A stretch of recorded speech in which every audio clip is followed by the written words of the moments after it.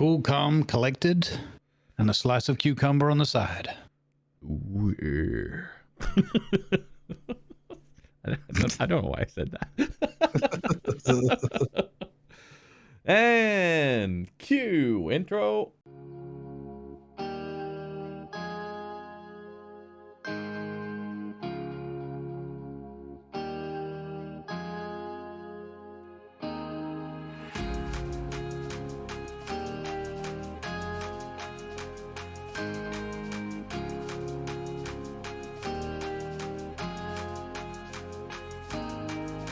Hello everybody, and let's exit to port.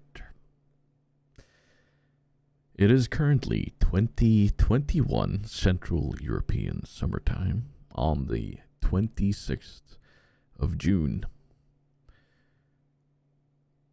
In northern Norway, we've had a very warm day after the warm days on the continent has moved north. We've had well, I mean, it's not warm compared to how it's been further south, but we've had a nice 18, 19, 20 degrees-ish today. Been outside working in the garden, doing a few other things. And now, I'm sitting down here, recording Exit to Port together with my compadre and partner in crime, as per usual, Mr. Grumbles the Dwarf. Good evening, and welcome aboard. Good evening. Hello, fellow human.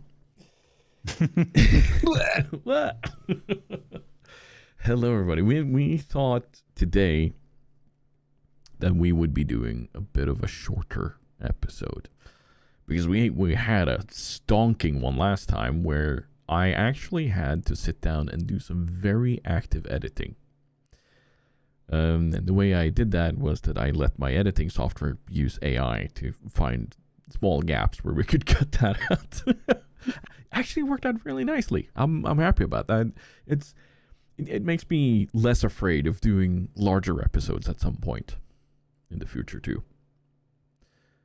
How did you enjoy having Stats as a guest last time? I enjoyed it very much. He was very pleasant. He's very smart. He's very friendly, and the conversations were very flowing and smooth, which isn't, it's not always just a given. Even if you're in the same sort of business or whatever in similar circles, you don't know how you get on with people, and it was just fun. I know we're in a virtual studio, but it was fun to have him in the studio with us, if that makes sense. Yeah, no, like I didn't really have a fear at all that we wouldn't be getting along and not having things to talk about. And because Stats, known as a well-spoken man on stream, we've spoken enough to him to know that we share quite a few things. So, and as far as he said himself, he really did enjoy being part of this. So, Stats, thank you for being our guest last time. No guest this time though, but we do have some familiar topics. For those being used to us talking about some sort of War Thunder thing, not today. Not so much. No, we have me with my new work schedule and everything. I haven't really got any time to stream or play War Thunder properly. It kind of saddens me because it's a good game. I do enjoy it, but I need to find better time for it. And you with Atlas and Eco and all the RP shenanigans, like you hit a new groove, man. Yeah, well, we were talking in the editorial meeting beforehand, and looking at the numbers, and it was like, what did I do in March? I nearly streamed 300 hours, and it's like, oh yeah, that's when Atlas started. Oh, yeah. Like the tiger was practically reminding me of that. So yeah, it's been busy, but it's been great. It has. But we're going to start out as per usual with World of Warships. There's been a few things to talk about, and we're also going to touch a bit about it on the questions from the community, because we do have some this time, and I'm really glad. So thank you to everybody who did ask questions or post comments. Also, thank you to everybody for listening to the podcast. We've apparently hit 500 downloads as of today when we do the recording. And thank you for that. And that's not even including all the views on YouTube. So we are far above that. I think we're probably in somewhere between 750 to 800 in total. But yeah, thank you, everybody. It really is a lot of fun to make these. So, but without further ado, World of Warships. Both of us, we haven't really played as much Warships as we usually do. Mm-hmm. And it has something to do with a game we're going to be touching on a bit later. But honestly, it feels good to have a very casual relationship to World of Warships again. Mm-hmm. I'm starting to very much understand you when it comes to how you see things and kind of experience it. It's very nice because the only time I play it now is during the grumbling. Mm-hmm. And it has been for the last 2 weeks, and I don't know if it'll stay like that, and that kind of depends on eco and how that goes. Mm-hmm. But one of the things that I noticed the most when coming back was that, yeah, there is one thing that usually annoys me in games, and that's when you have a volume disparity. And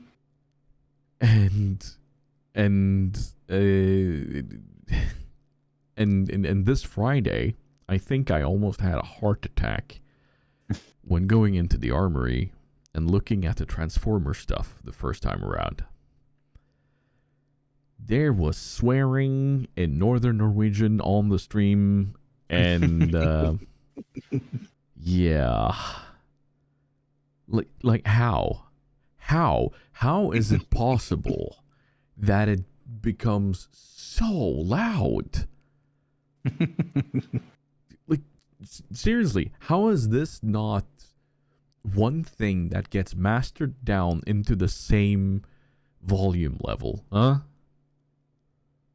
Yeah, what I don't get is even beyond that, right? So yeah, you can make all the correct points, about how they're mastering it and managing the audio and all the rest of it.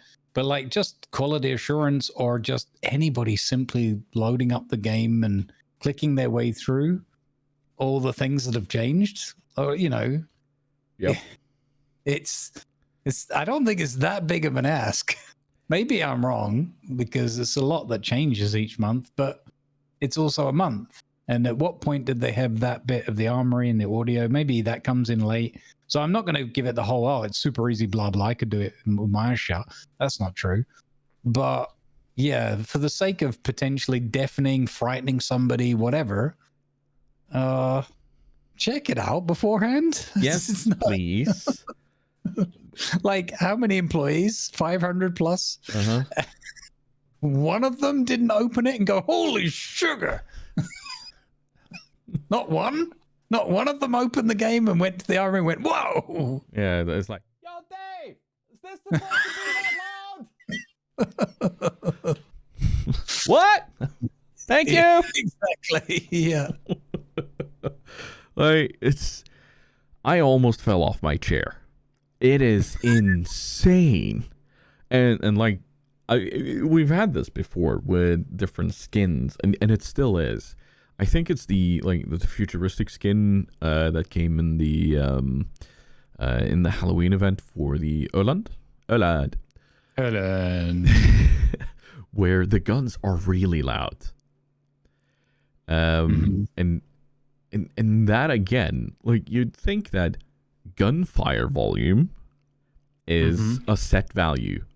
You record it, you record it, and then you say, okay, all files mastered at X amount of decibel, and then the volume in game then adjusts how loud it is for the person hearing it, right? No, apparently not. Like, this goes back to the old Shira-gun-bug, where there were ear-bleedingly loud sounds going on whenever you fired the guns in the shirt suit, I used to go around streams when that was a thing and ask, hey, could you play the Shira as a gunboat for me? And they're like, yeah, sure, la la la la. But I was like, what the, you know? Oh my god. Oh, so loud. Like, we're talking Yamato, go home. It was nothing. And so, like, how can they not do that tiny bit? Like, how rushed are they in the development cycle? I can't for the life of me see. It can't be that rushed. It can't be. Like, we were talking something that takes a tiny bit of time. Yep. Because it can't be every single time that you add something that has sound, right? Well, let's just say it's lucky we're not talking about War Thunder this time round. If we're talking about strange sound changes, but yeah, just a little nod towards Durac on that one. Yeah. But yeah, I think I'll tell you what it is as well. A little one here and there, something peculiar, something that not really expected. Okay, maybe something slips through. Let's not be. I would not like that, and like Mari and others who do testing and things are probably like shaking their fists at the punching and unsubscribing from the podcast. But in general, okay, stuff slips through, it happens. But in this case, as an example, this is like your headline, one of your big headline, big ticket items, right? There's a lot in the pack, but it's like, hey, Transformers thing, loads of money. It's like. And given how easy we're not talking about like a specific ship with a specific camo, firing the guns a specific loadout, whatever. It's not hard to find this one that no one could test it. It's like log in, click the armory, click Transformers, be deafened. So yeah, I would say that it's pretty lame that wasn't tested this time around. That ain't supposed to be like that. No. Why are we getting lawsuits for all these kids with hearing issues now? There's entire streaming communities out there with the ear bleed syndrome. Going mop, mop, mop. Why is there a new Twitch category called WoW's Sound Off? Who authorized that? World of Warships, no sound. There you go. And somebody, the management's like, get that category shut down immediately. It's like, but sir, we can. Why not? Literally everyone's there watching it. No one's watching it in the channels with the sound on. Wait a minute. Do we think there's some kind of correlation? What do the spreadsheets say? The spreadsheet says they're having fun. Yeah. Who put the spreadsheet together? Wait, the guy that owns the hearing aid company? I smell a rat. What's that? That's the like we have a saying for that in Norwegian, like with the boken og havresekken, where you have a ram or a goat, and they have like this feed bag where they're allowed to eat as much as they want because they govern it, So Yeah, absolutely. Yeah. No. Can we? Do you think we can launch a petition for Sound Guy to be outed publicly so that we can shame him and point fingers at him and say, "Hey, you, do better." Like, we don't want to cause him harm or anything, but we want to point at him and be angry and say, "Rrr." Well, I'd love to be like, a bit naive and say, no, we'll blame the management, the decision makers. Bottom line is that even if you blame the managers, and I know where the buck really stops. So yeah, and it ain't with the poor sound guy. No, it's not. It's not. Poor guy. Hmm. Maybe he has tinnitus. Could be that. Maybe that's how these things are slipping through. Month on month. That's why it keeps getting more and more. Yep. Can somebody check in on the sound guy, please? Make sure he's okay. Let's start there. If he's okay, then we out him publicly. Like, I make too loud sounds. You know, make him wear one of those signs on the stream or something. Mm-hmm. Make him literally wear more cowbell for a day. I hang two around his neck, one on the back, one on the front. Whichever way he turns, he jangles. Jesus, this is loud. Yeah, there you go. Now you know. But on to some good news from World Warships. We finally got to test convoy. Mm-hmm. I had a lot of fun with that. It's Me too. it's a bit of a harder mode to play, but yeah, no, seriously. Let's have this be part of the random game mode rotation, honestly. Yeah, I mean, I think so. Can it be worse than, I don't know, Ocean or the Epicenter that everyone so maligns? I agree. They brought the brawls thing. We've talked about this on, and I think for good reasons and in a good way.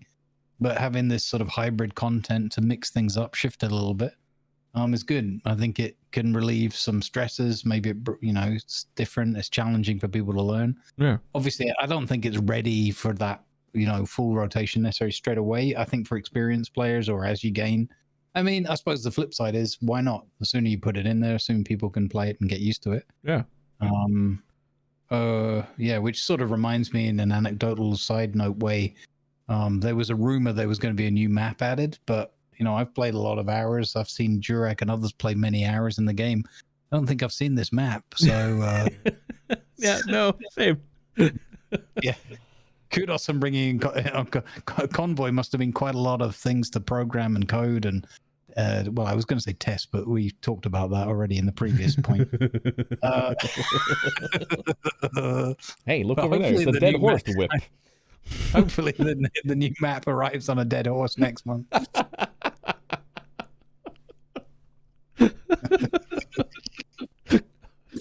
So sometimes we're bad. We're bad, but it's fine. It's fine. Yeah, we're teasing, but yeah. But Convoy's great. The hybrid content I like. Why can we not have dirigible derby convoy? I mean, maybe they can build enough of these things up that they will have rotation with the different tiers and things where it's a different game mode. So you'd have maybe it won't be just the random but you won't have this all or nothing. Like you're either doing the co-op PvE stuff or you're which I kind of include the operations in that bracket because they're so tired now. Or you've got random and random and ranked is more or less the same thing now. It would be nice to have this kind of like a third core game mode, which is this hybrid, and have enough content with the tiers and the maps and things to have rotations of that too. And that may or may not become the new, core and random of the game. I don't know. I mean, I prefer it. But it's also nice to flip back and forth. We did a bit of that as well. Yeah. Where we switched in and out, and like last time out, I don't think we played the convoy. We forgot or didn't get around to it. So it's I think it's good to have the options and mixture, and I think that's a good thing for the player base and probably good for longevity and growth. But which is obviously why they're doing it. So they kind of agree, and we just give them some encouragement. Yeah, this is why I kind of want to see it be folded in under randoms, because then you have the normal game mode where it's kill the entire enemy team. Then you have not capture the flag, but the three capture bases or four, whatever, how many those are. What's that called again? Domination? I can't remember. And then you could have dirigible derby, you could have convoy, you could have multiple of them even. It all folded in under one. And then for those who don't want dirigible derby or convoy or the special modes, they could go ahead and say like a checkbox saying, I don't want these. Let me just have normal type of modes. Yeah. That way they stay in the queue, but others that don't mind get put into everything. That way you don't split the player base in that way, but yeah, you still have the option. You know, I think that might work, but like Wargaming don't want to split the player base, and I do understand that. So that's why I'd rather see it be part of one game mode, honestly. Just don't know sure if it could work. Who knows? But it is a lot of fun, and it is a completely different way of approaching the map. Like you saw some of the matches that we did on Convoy where we noticed, okay, they're holding a choke point here. We should do something similar. Yep.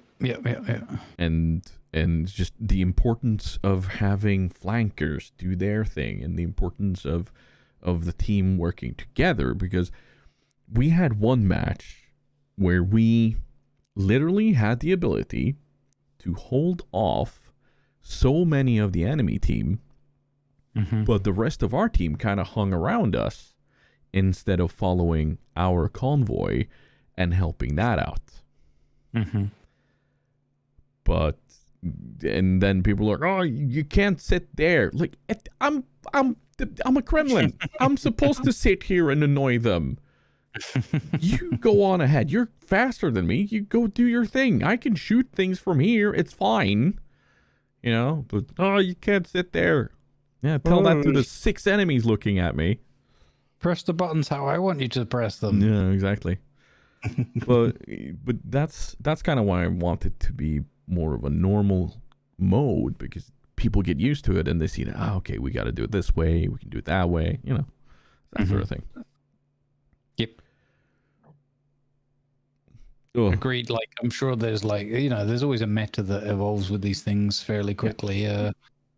But I do, I think it's good. It switched it up. It was, it's like usual, completely lost and confused at the beginning, but you give it a go and you start getting the hang of it.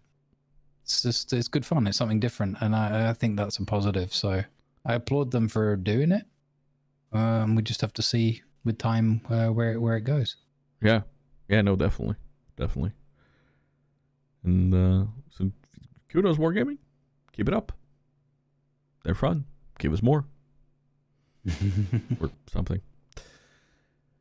I think are we segueing already? We could be. It could be. We're in danger. We're very close to it. We're okay. Like how do we segue these days? I've forgotten. Do we have a good segue? Well, I know that you're thinking of having a musical jingle to go with each segue. So yeah, I do. Because I recently went over to help fix some of my dad's house. And because I've spoken to Dad about that a while ago, because he has an old Technics KN1200 keyboard / synthesizer. I can't speak. You got it. Yep, there you go. So I picked that up with me back home, and I want to make tiny jingles for all our tiny little parts here. I just have to say one thing. Yeah. I think on Friday you said that as well. Did you kept saying, I want to make tiny jingles, and I just cannot help but chuckle to myself. I know it's so immature, but I'm like, well, he's a little gnome. What else are you going to make? Giant jingles? Now you're scaring me. But tiny jingles, I mean, that's just jingles. Much love jingles. Oh. It just gets me every time when you say that. I'm like, yeah, okay. Why didn't I see that one coming? Why? I don't know. But I didn't mention it on Friday because I was like, it's just funny to me, maybe, and no one else. But when does that normally stop me? Let's be fair. Fair. I appreciate it. Yeah, no. Tiny Jingles, if you're listening to us, help us out. Can we have jingles just announcing the different parts? Jingles doing the jingles. And now for something completely different. Let's reach out to him. Let's see what we're able to do. But yeah, Jingles is a content creator, and that's our segue to streaming and content creation. Yeah, there you go. Beautiful. That's a long segue. I won't lie. Yeah. It was like almost its own section. Yeah, it was. We've talked about it before, but Twitch has now finally rolled it out to pretty much everyone, even affiliates. It's the new ad revenue incentive program for both affiliates and partners. They have now upped the revenue split in ads. Instead of giving us more incentive to get people to sub or use bits. No, they've said ads. And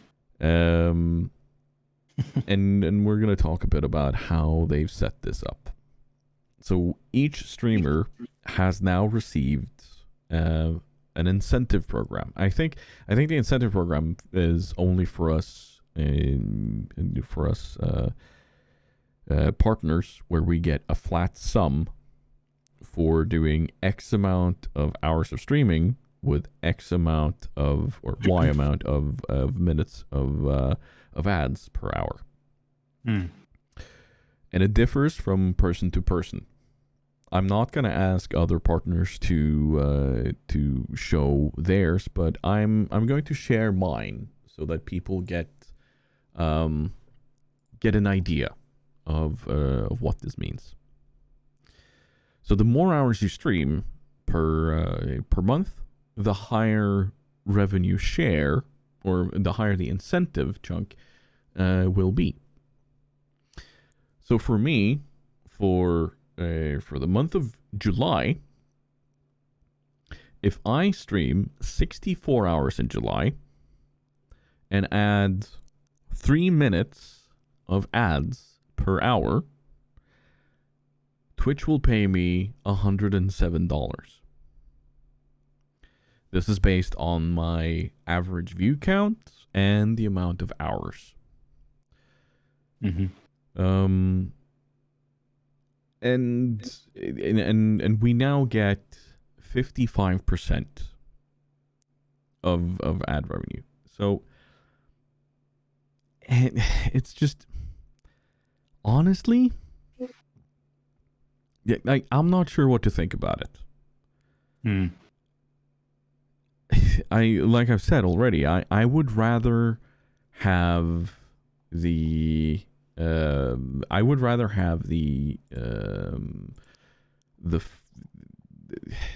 higher amount of share on subs, because getting somebody to sub and leave money in that way is a better incentive for somebody to be long term on a platform rather than pushing more ads. I don't think that there's a single person out there on Twitch that enjoys ads. It's a nice way of supporting a channel for free, just follow, view, and just sit through the ads. It is honestly one of the best ways you can support a channel for free, but it's just the pure amount of ads is insane. Yep. What's your thought? Yeah, well, firstly, thanks Twitch for making it kind of a bit weird to find and fiddle with. Secondly, thanks very much for spamming me. I don't know how many emails I got from them, but like, hey, we're doing this thing. like 5 minutes later, hey, here's a slightly different worded email. It says we're doing this thing. And over like several days in a row, I think there was some sort of mess up or whatever. They did some bot that went crazy, but that was irritating. But and also the wording of it, I saw they got sort of called up on it on Twitter and stuff, was kind of like, yeah, this is really urgent, you should do this now. And yes, it's important and there's a time limit to it, but they made it they worded it in a way of like, you've got plenty of time to decide and have a think about and communicate with your community, and but also you should press the button now, you know. It's kind of like, and the website kind of guides you through like, oh, press here, it's simple, done. So for me, all that aside, for me, I don't feel like, I wish there was more control in like what you know, what kind of content, what kind of ads you're going to see. Like, even if it's just genres, categories, ratings, that kind of, you know, simple 3 check boxes. Do you want mature, in the middle, you know, or that, whatever? I guess they do maybe use the maturity rating. Maybe not. I would hope they would, but who knows? Not that there's going to be anything extreme, but, you know, like you get some, you know, you've got a nice calm, I don't know, you're playing The Sims or Eco or something, and then people suddenly get like Resident Evil, everyone dies 17 or whatever, chainsaws in the face and whatnot, you know what I mean? I would like it to be somehow aligned with, this is the pool of ads and this is what fits this kind of maturity setting, whatever, or even just align them to the game category. So the general, you know, because you've got the game category, so like, oh well, people who like eco might like this pool kind of thing. Anyway, so I wish there was a bit more transparency about what were the ads going to be and how's that look. I think it would have been really cool to offer this. I saw this from Zach Busey, a very smart guy, very knowledgeable on all this stuff, and he said it would be cool if you could do this way, like this is like automated adverts at an amount of time during your stream, but currently you can just do them manually. So I run mine as part of a Stream Deck command. Every time I go for a coffee break, I run some ads. So no one's going to miss anything except a bit of diggy hole on the piano. Some people miss that a lot and complain, but you know, why not just make that also an option and offer the split, and then it all comes down at the number crunch each month based on how many ads you bothered running in the end or not, you know? The flip side is the incentives are solid. It's a good way, but I know we're going to get into this. I suppose I was watching a stream yesterday. I was chatting and interacting with the streamer, having a good time, and I got hit with 6 adverts back to back. Not naming any names or whatever, because I don't want anyone to feel bad or whatnot. And I was like, wow. I was having a fun interaction. I was really enjoying, and we're having a live chat about what's actually going on right now. Bang, I'm out of the loop. And it felt like forever. And I'm like, okay, I don't want to put, you know, my community through that either. And again, they're just dangling the carrot. And for me specifically, well, I want to take that incentive money and put that into my pledge to help charities and people in need. So it's kind of like, I feel like I want to do it for that reason, but I don't want people to start having that same kind of, you know, I like being here and everything, but I ain't sitting here for all these adverts, you know? So I don't know. I mean, I guess some, if they make it too granular, too many options, then it's too complicated and no one does it either. So they have done it in a reasonable, understandable way. I just wish that they could give us the flexibility to say, look, you run them if you want to run them, when you want to run them, and in whatever blocks. Like if I want to run a manual one, the max I can do is 3 minutes. What if I said, hey, I'm going to take a 10-minute break, stretch, have some food, you know, whatever, take 10 minutes. During that 10 minutes, there's going to be 5 minutes of solid ads. So you can watch those ads or you can do whatever you want to do. And, you know, and then if I do a 5 to 10 to 12 hour stream or whatever, everybody gets something out of that, you know? Anyway, that's kind of my rambling thoughts on it. I'm completely with you there, because as far as the ad manager looks when you're in your stream manager, it's not very apparent that there's an ad running. There's not a whole lot going on there. Like for most streamers, you'd rather see your activity feed, your chat, and a few other things than the ad manager being the big thing that you need to know about. It would be very nice if I could have a feedback from Twitch that could pop up on my screen, letting me know that in 1 minute we start our our block of ads, and then get do you want to run it or do you want to wait with it?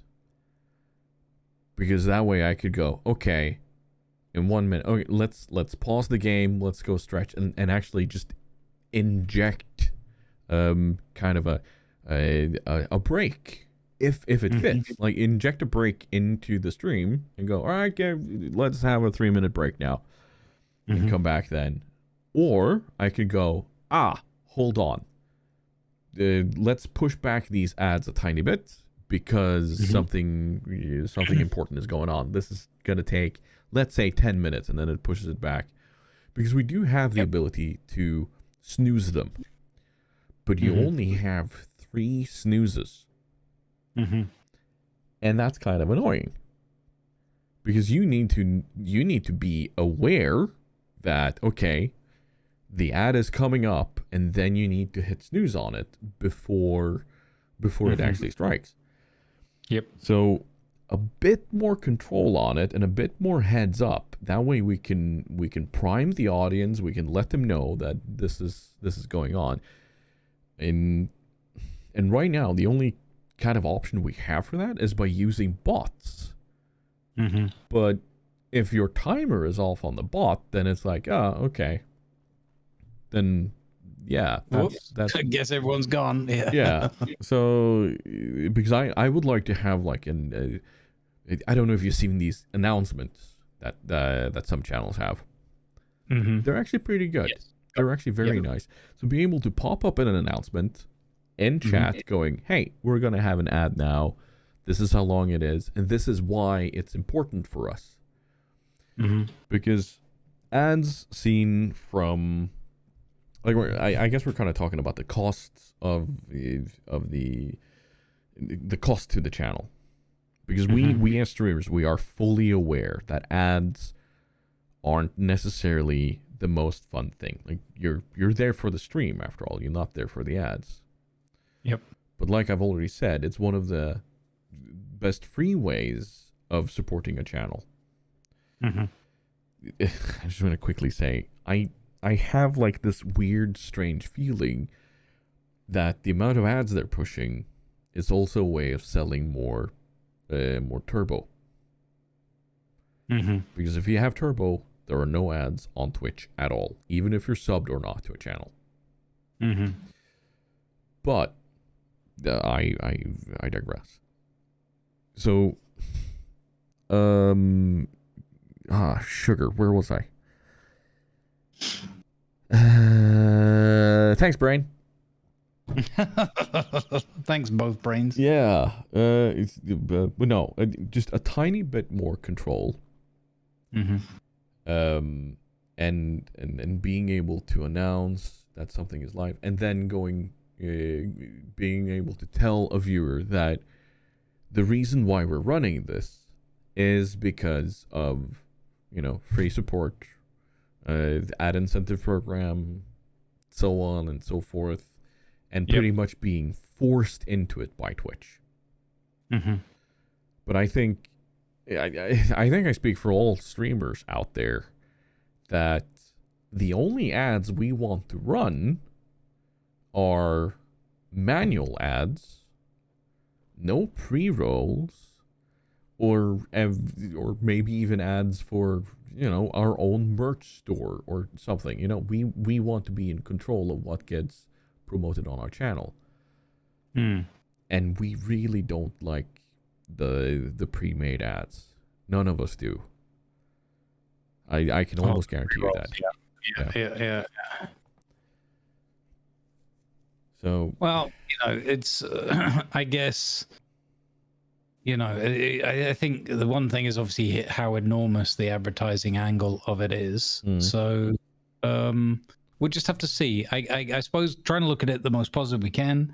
They've given us a degree of choice. They've given us some reasonable, I suppose, explanation. And and it's an offer, so you can be part of it or not be part of it, I guess. My hope is that it will develop and it will, significantly improve in terms of transparency and what that's kind of offering for us. And I suppose the other thing is I hope that the viewers can understand that. Those that take it up, I probably will. I'm going to try and put it to a poll and see if I get any feedback on what people like the sound of in terms of the numbers.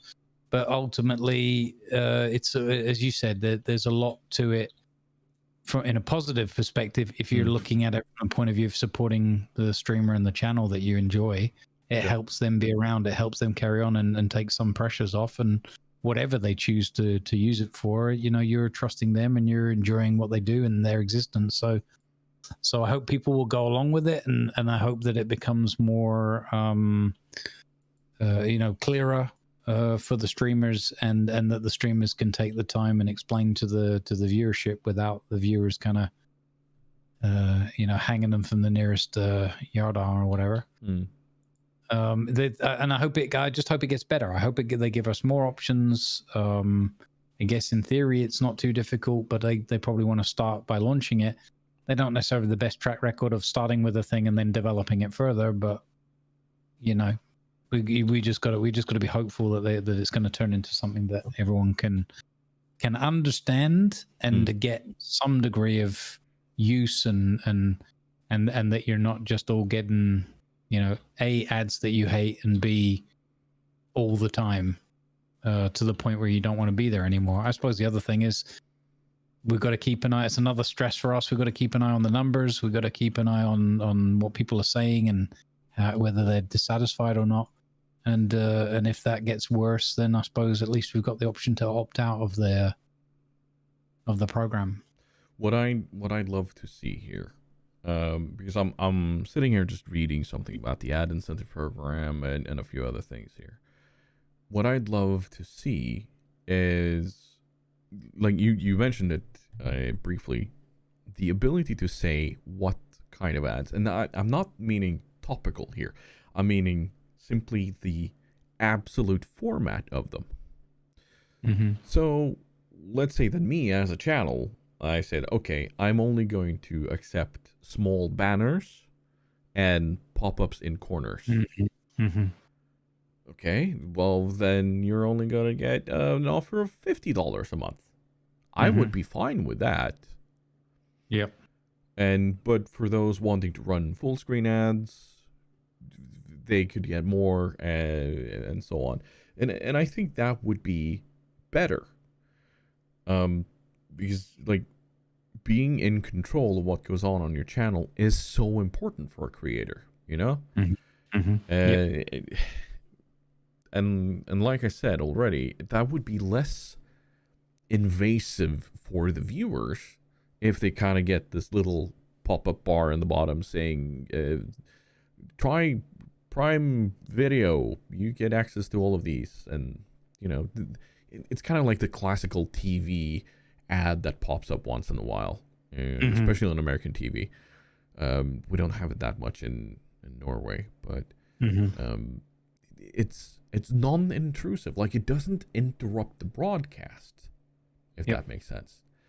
Yeah, absolutely. I fully agree. I'd forgotten even about those other types of ads because I thought they were quite cool when they came along. Yeah.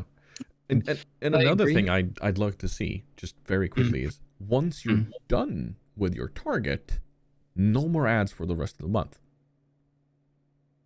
Yeah, get to the ad-free zone, that happy week at the end of the month or whatever it is. Yeah. That's a cool idea. Like no more, but this is the thing where like manually run ads. But I agree. Yeah, let's keep it simple. Yeah, that's a good idea, Tiger. I like that. Like, because then there's also an incentive for the streamer to go, okay, we're done for the month. Let's just chill out. Let's have fun. Let's do something different because we've hit our goal. We know that we know that now we will have at least this much on our payout.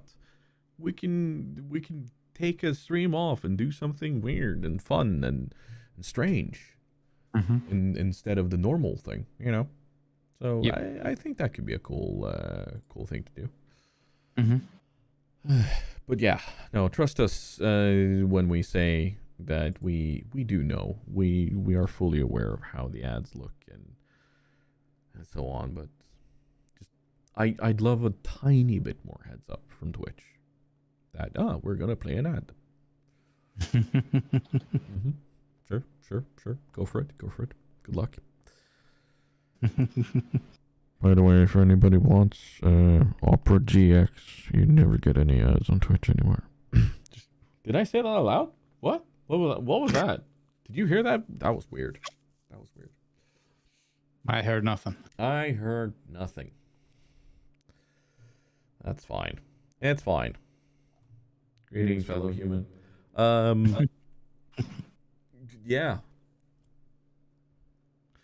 Anything else we want to say about ads while we're here? I guess just in principle, apologies to the viewers. I hope it doesn't become too intrusive, and let us know in a polite and constructive way, and we'll try and adjust. Absolutely. Also, maybe, let Twitch know. Maybe also let Twitch know. They are, after all, the ones driving this incentive, and yeah. I'm not gonna go on a rant about Twitch and their ways of making money anymore, because we've done that multiple times. There are multiple dead horses strewn around. They've been whipped several times. So we're just gonna leave them. Let whipped dead horses lie or something. Isn't that a? I think that's an adage. Was Roger Moore in that one? One of the Bond movies, wasn't it? Yeah, I think so. Roger Moore. Really?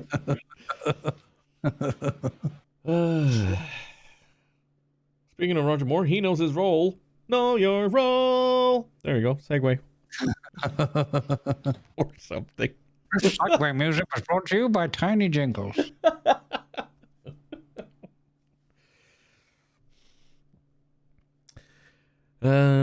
Yeah.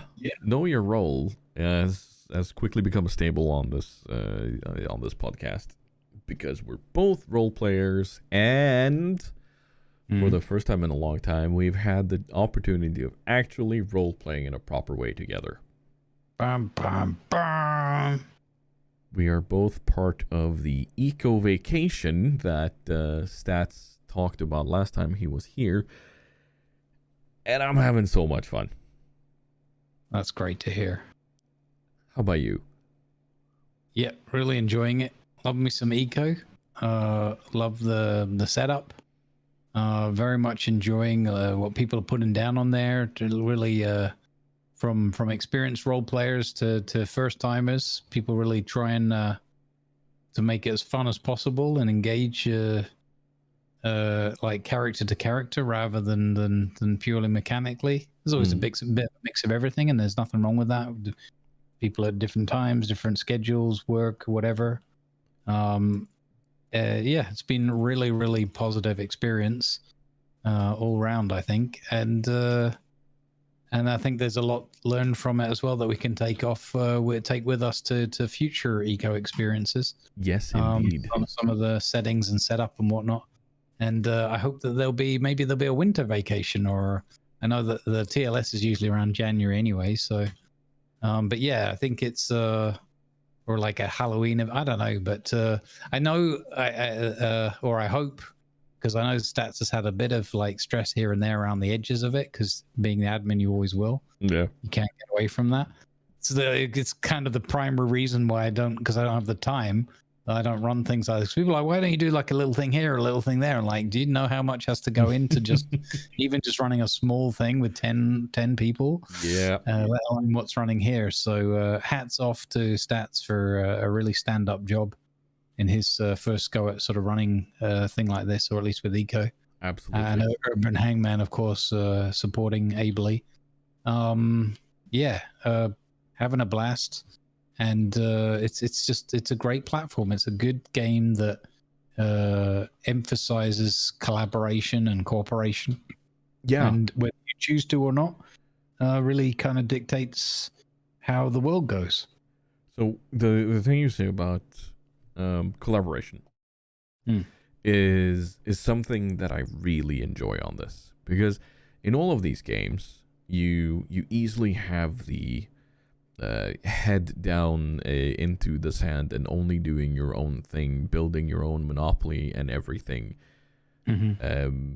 And the way things are done on this vacation server community thing is that there are incentives and what should we say?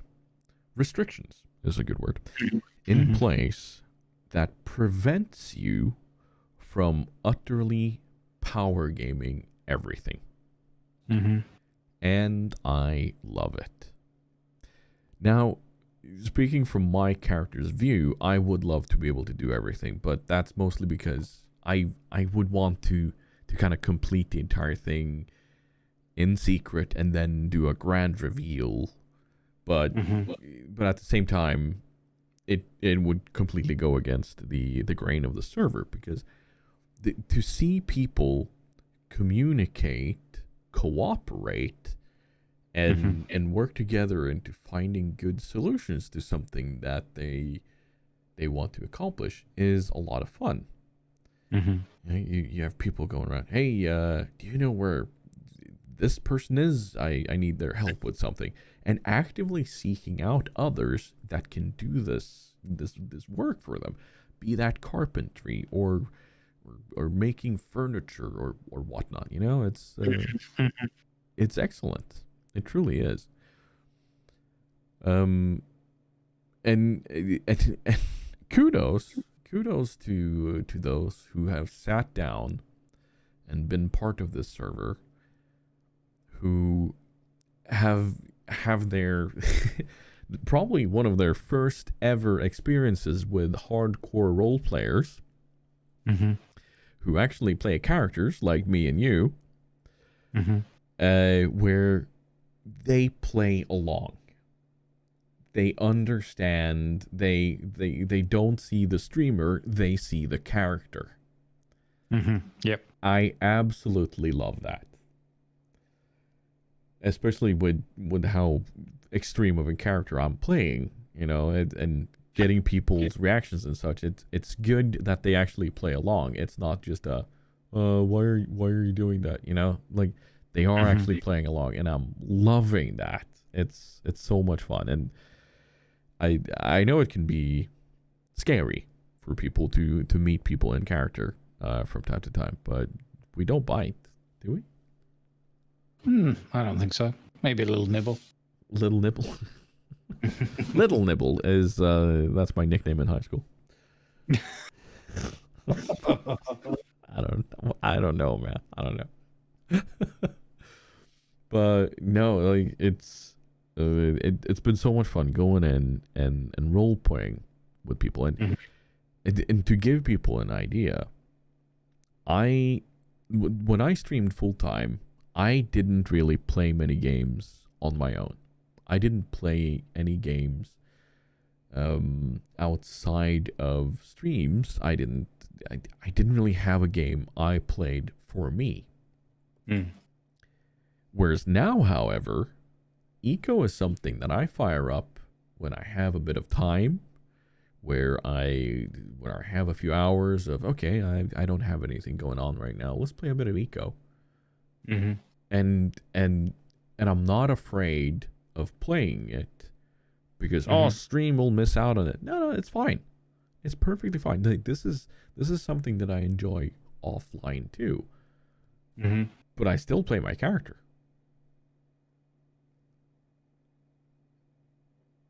And it's such a nice little game. It is. Yep, it is a real gem. I'm so glad I found it, stumbled upon it, and it's just super fun. I do wonder at what point we might get like an even more like fully immersive eco experience. I could see one somewhere. Like I look at it and I think, because there's so much game to it as well. There's a lot of things that draw you in and all those rabbit holes everywhere. But imagine one where it's literally just like you do your day's work and then everyone settles down and you meet up at the tavern and have some drinks and share some stories. And we've got a little bit, I think slowly we're starting to build a few more communal, like most of the building so far has been like people building the thing that their character does, or so a lot of it is, and this is not a knock on anyone, it's totally natural and it's how the game works. But imagine if it was all more about, I've just arrived in town in like a sort of Wild West kind of thing, let's see what I can learn, let's see what I can do, and I'm first and foremost, I'm like Jim Bob. I'm that carpenter Jim Bob or something like that. So I'd love to get to that point, and I hope and I do think at some point there's going to be an eco experience like that somewhere down the line. But all of that said, there's not any criticism. I'm enjoying the heck out of this, and we've put a lot of hours. And I wasn't sure at the beginning like how much we'd get, with the light RP. So this can often work for a few days and then fizzle out. That's just the way these things often go. But this has really worked astoundingly well. So, thanks to everybody watching and playing along. It's been super enjoyable. I've learned a heck of a lot. Almost feel like I know how to play the game now, almost.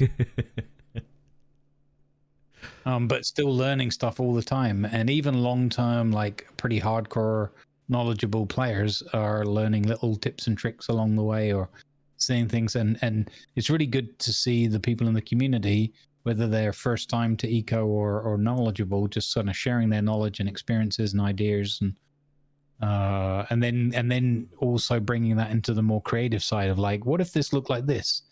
What if you took that building around that corner there, or and what you're doing with your character and sticking with how that character's behavior traits are, and the variations. And just before, no spoilers or anything, but Tiger showed me on the Discord video share like what he's up to in the library and how he's changing it, and just super fun. And that's the power of eco, because you're not fighting, you're not attacking or defending something, or it's just it's just much more relaxed, because there isn't that classical competitive thing that often then can go wrong. It's the first thing that goes wrong.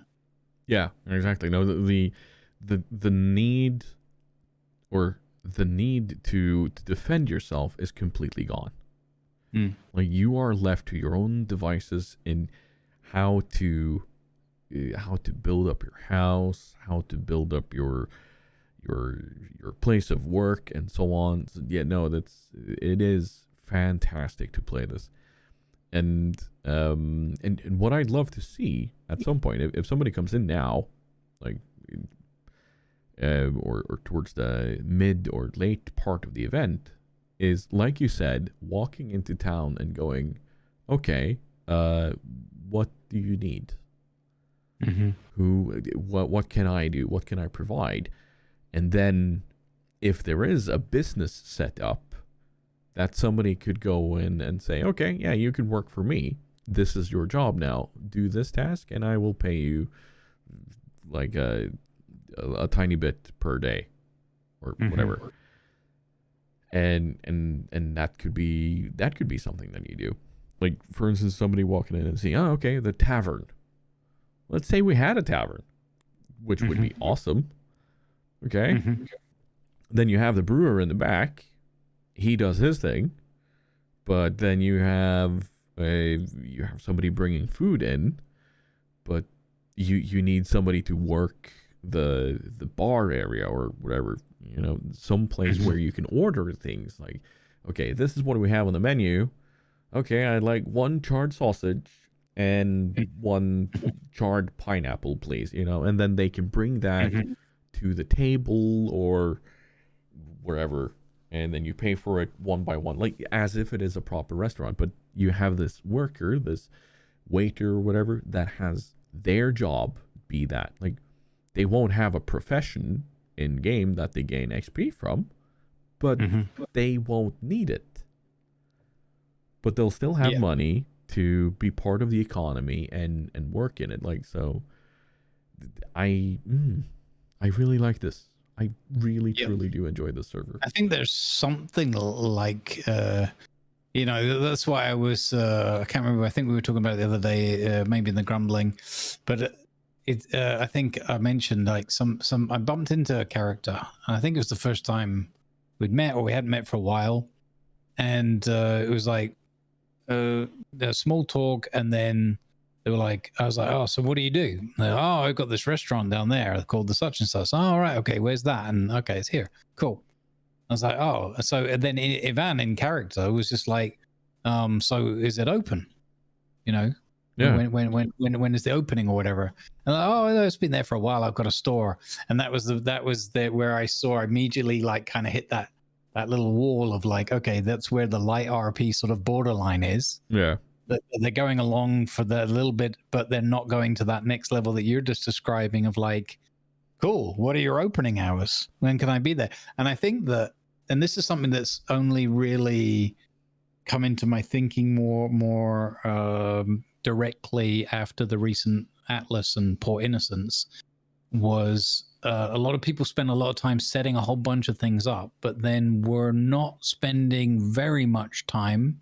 This isn't singling any individuals out at all. I think it's quite, I think it's more prevalent than I had really paid attention to in a lot of RP sort of groups, is that people aren't necessarily putting the same amount of time and attention into, and I'm not talking about raw number of hours. I have to explain this slightly differently. I guess we'll break it down to parts, but like they're not putting an amount of time, a dedicated set of time into having their character perform their kind of role within the world.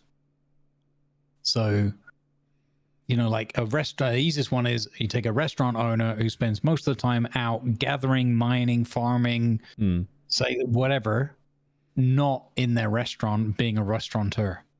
Yeah. So exactly as you were describing. And so I guess what I would like, and what I've been thinking, this is just a little bit improv, like listening to what you were saying, is I think there's a way of, because you can't expect somebody to log on, spend the whatever 6 hours of free time they have sitting in an empty building hoping someone shows up to the restaurant, right?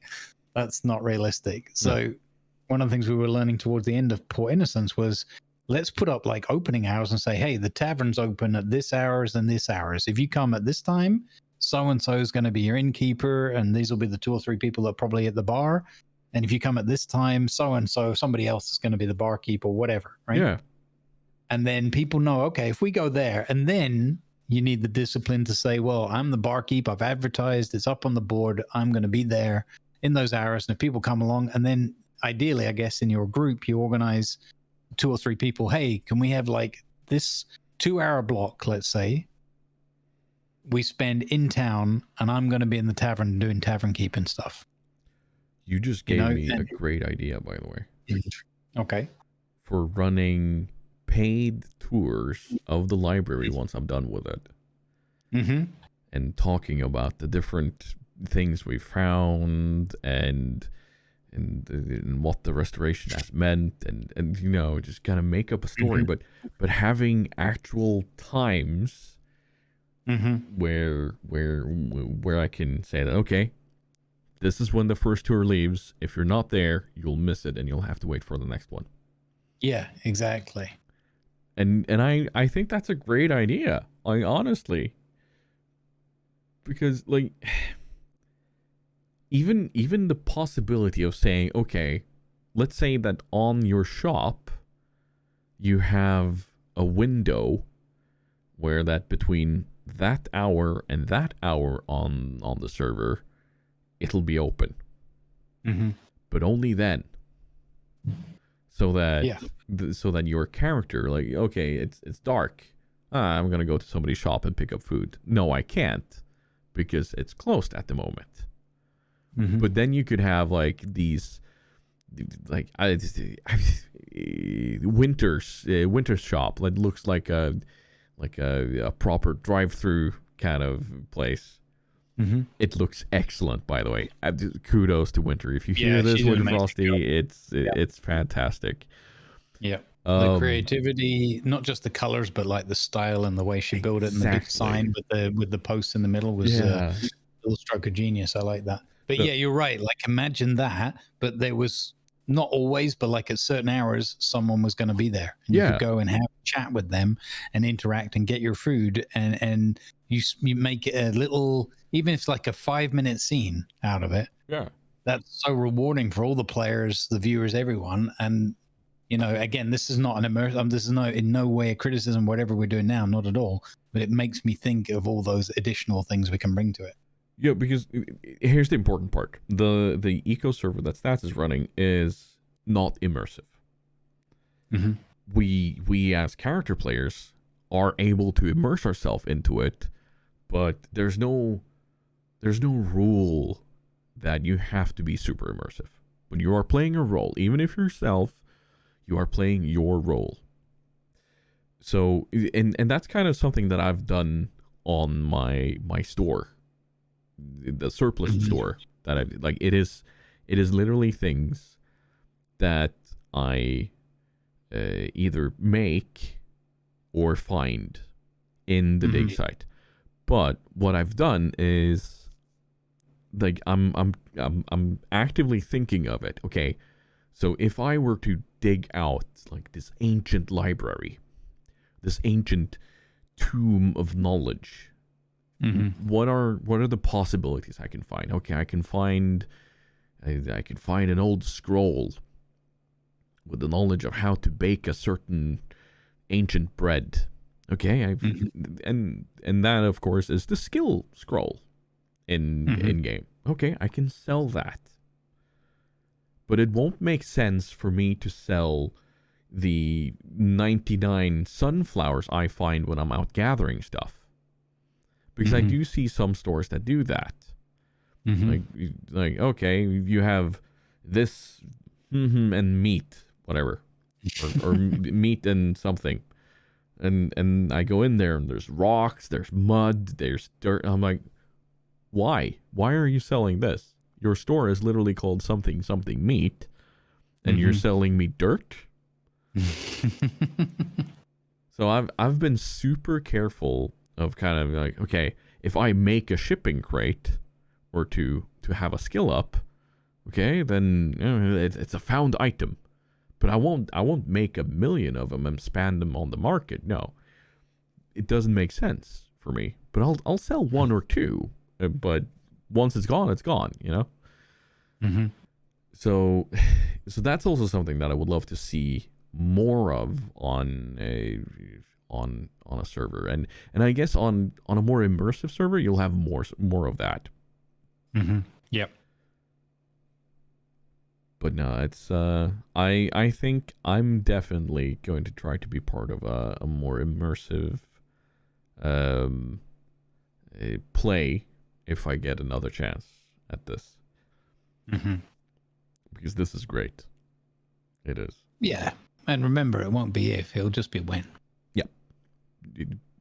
Probably. But I'm glad you're enjoying it, because I know there were various things like technical stuff and whatever, and time and whatnot, but kind of in the way of getting into a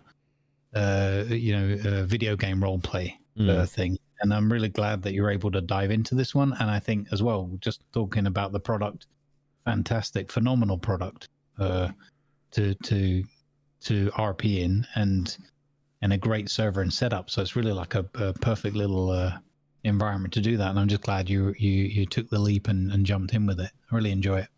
Yeah, no, I had some, like, because I really want to use in-game VoIP, but I was kind of limited to that because of my 2 PC setup for streaming. But I found a way, So woo. Yay. Speaking of other roles that are fairly immersive, Mhm. you have played a bit of Solasta. Yes. How did you find it? Oh, hang on a minute. What's that? Hello, it's me, Jingles, Tiny Jingles. Okay, now we can do the segue. Yeah, how did I find Solasta? I only played a little bit, a couple of days. One little bit on my own at the beginning to learn the controls and the basics, and then teamed up with Who's Gaming Now. Had a lot of fun. We continued a save game that I had, and he'd get two of the characters under control, and I had the other two. Carried on with the same party in this case, but you can customize, set your own up, and all the rest of it. And I just thought it was really good fun. It was really fun because it felt they'd clearly given the animation and the pace and the flow of the game a huge amount of consideration and focus on how they developed it, because I've played a couple of those games, a bit of the first XCOM, a bit of what's it called, Divinity or something, the Divine Origins or whatever. I can't remember the name of it. Yeah, Divinity Original Sin and a few of the others. It. Yeah. Original Sin, that was it. Yeah, those two. And I just can't get hooked on the turn by turn thing. I don't really. The one I enjoyed was Expeditions Rome, but I enjoyed that more because of the chat interaction and what they could help you with. But this one is super smooth, and it's D&D. It's a setting I'm familiar with, so I could just jump straight into it. And it's not super polished. It needs some polish in various places. We saw a little bit of desync in the co-op, but not too much that it disturbed us from playing. Only after many hours as well. Yeah, I just thought it was really fun. So I know you've got it, but not yet had a chance to play it. So hopefully we might even get a chance to team up in there at some point. That would be fun, because I've been playing some Recon Control, which is also turn-based, but it's more like a 2D side-scrolling XCOM, because it's a modern setting, or rather 2D side-scrolling turn-based Commandos, I should say. Okay. For those of you who have played Commandos, Behind Enemy Lines, and all of those, this is hardcore. So Recon Control is hardcore, but Solasta drew me in for those same reasons you said, because it is a D&D setting. It's something that you're familiar with. It's high fantasy, of course, and just the way it controls, the way it looks, the customizable characters and everything, and just how much voice acting they've done too was honestly impressive. So yeah, no, thank you to Doc Strangefruit for gifting that to me, because seems familiar to me. Yeah, he did that to me as well. He's there like, you here you go. go, you got to play Solasta now. I'm like, okay, cool. But it was super fun. So yeah, good on you, Doc. Thank you, bud. I will definitely be pinging you for some strange reason when suddenly I play, and it's like, hey, let's do this thing. So yeah, Solasta, I'm looking forward to it. I am. And another thing I'm looking forward to is answering the questions from the community. Hey, I didn't write that one. Be quiet, Tiny Jingles. You've had your chance. Shouldn't Tiny Jingles be something like Hey, I didn't write that one. Wait, when did Burke Blatt join the podcast? Welcome. It's good to have you, Burke. Wow. Dang it, Cletus! Love you, Burke. I'm sorry. Please don't ban me. Oh, they're great. Cletus, Burke, Dream, Gassy, they're all great. They're fantastic. Speaking of, very quickly, I just want to say, Cletus, you absolute monster Like getting out there, working hard on getting better. Yep. Keep up the good job. I saw a video of him today. He was out walking, done his 2,000 steps on Twitter, even in the blasting heat, like 98 Fahrenheit. What's that in centigrade? Hang on, I've got a chart here. It says hot. Meow. real helpful. Real helpful Yeah, there. thanks. You're welcome. Don't we have something like that? Temperature. There we go. Fahrenheit. Like I have all this on my phone. So 98 Fahrenheit, 36.7 centigrade. Yeah, that's hot. That's hot. That's way too hot. Like that's stupid. That's double what we've had today, and I've been sweating today. Oof. Anyway, questions from the community. Sadly, I forgot to check the questions section last time when Stats was here. Because we actually did have some questions for Stats, and I want to apologize to everyone for not getting your questions answered. But we are going to answer at least one of them today, so that's good. But I honestly, judging from how long the episode was last time, I don't think we could have answered any of them. Probably not. But let's just jump straight into it. Urban Hangman asked Stats originally about his newfound playing of War Thunder. And it kind of, I felt it was a good one for us too, because I've been playing for roughly a year now, and you, like, we're both fairly new, honestly. Yeah, that was about July, August time as well. Yeah. So Urban asks, what about the game led you to picking it up, and why?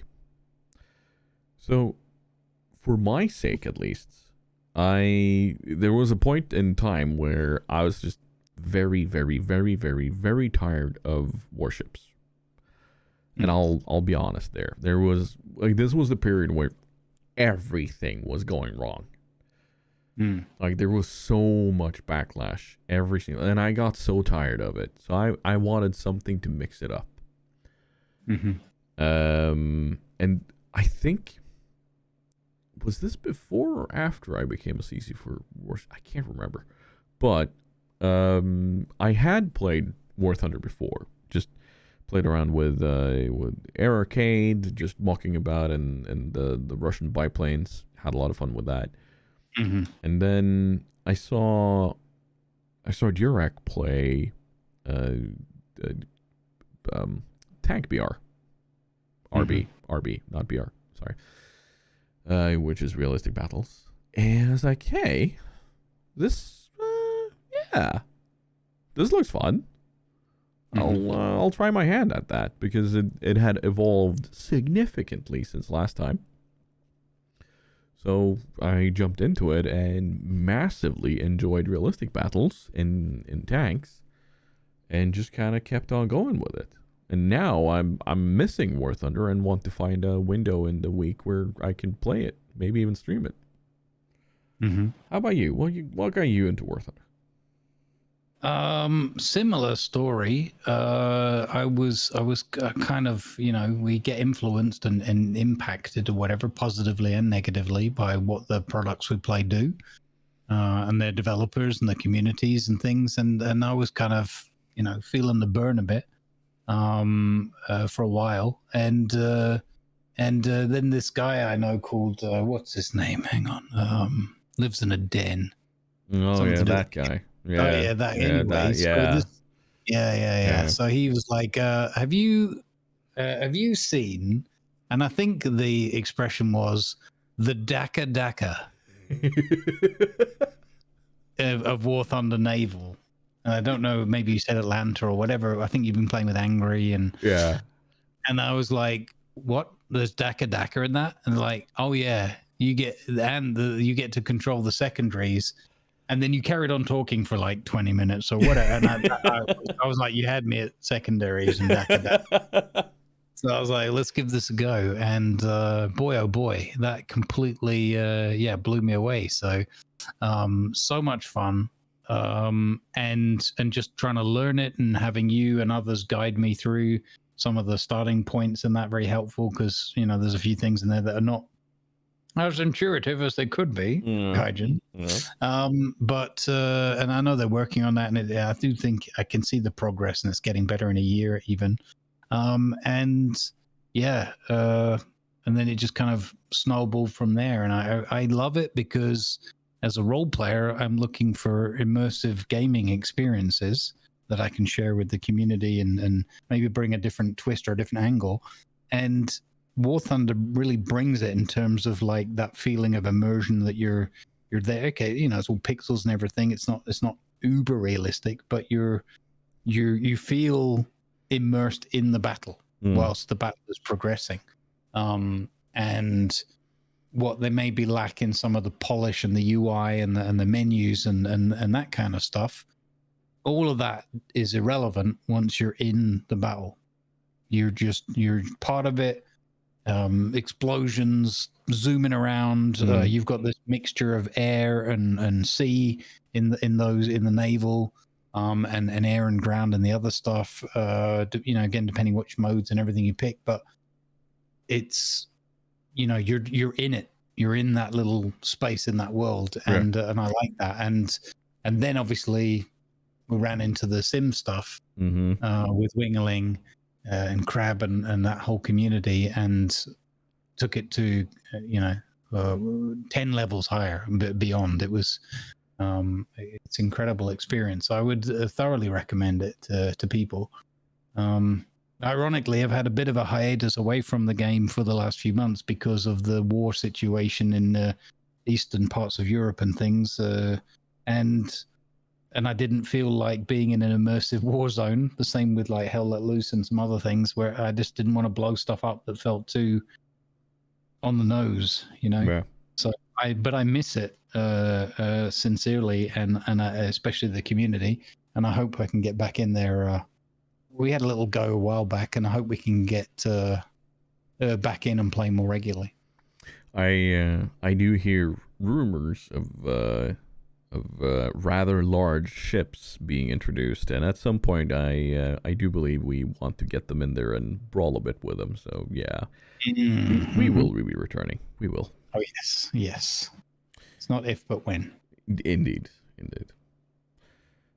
Blutenum, my moderator and a long-term supporter in many of the communities that we share amongst the people that listen to this, asks, what were your first experiences with computer games? What was your first? One. I don't know if it's my first. Like there's what we'd say in German, Filmrisse. So there are lots of gaps in the film that is my memory. But one of the things that I do have fond memories of, now that it just came to me, is a game called Chucky Egg. I don't know if you've ever played that or if you, yeah. I'll have to look that up very quickly. Yeah. I'm looking at the pictures now to remind myself, but it's kind of like ladders and a bit of Donkey Kong sort of a feel to it, I guess. Yeah. I remember that very fondly. So that's one of them.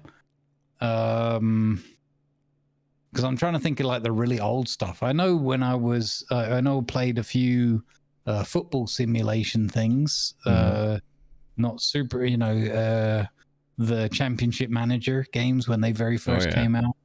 And there's a few others. I also I loved, I think it was called Emlyn Hughes International Soccer. He was a Welsh football player, I think, playing for Liverpool. Loved that game.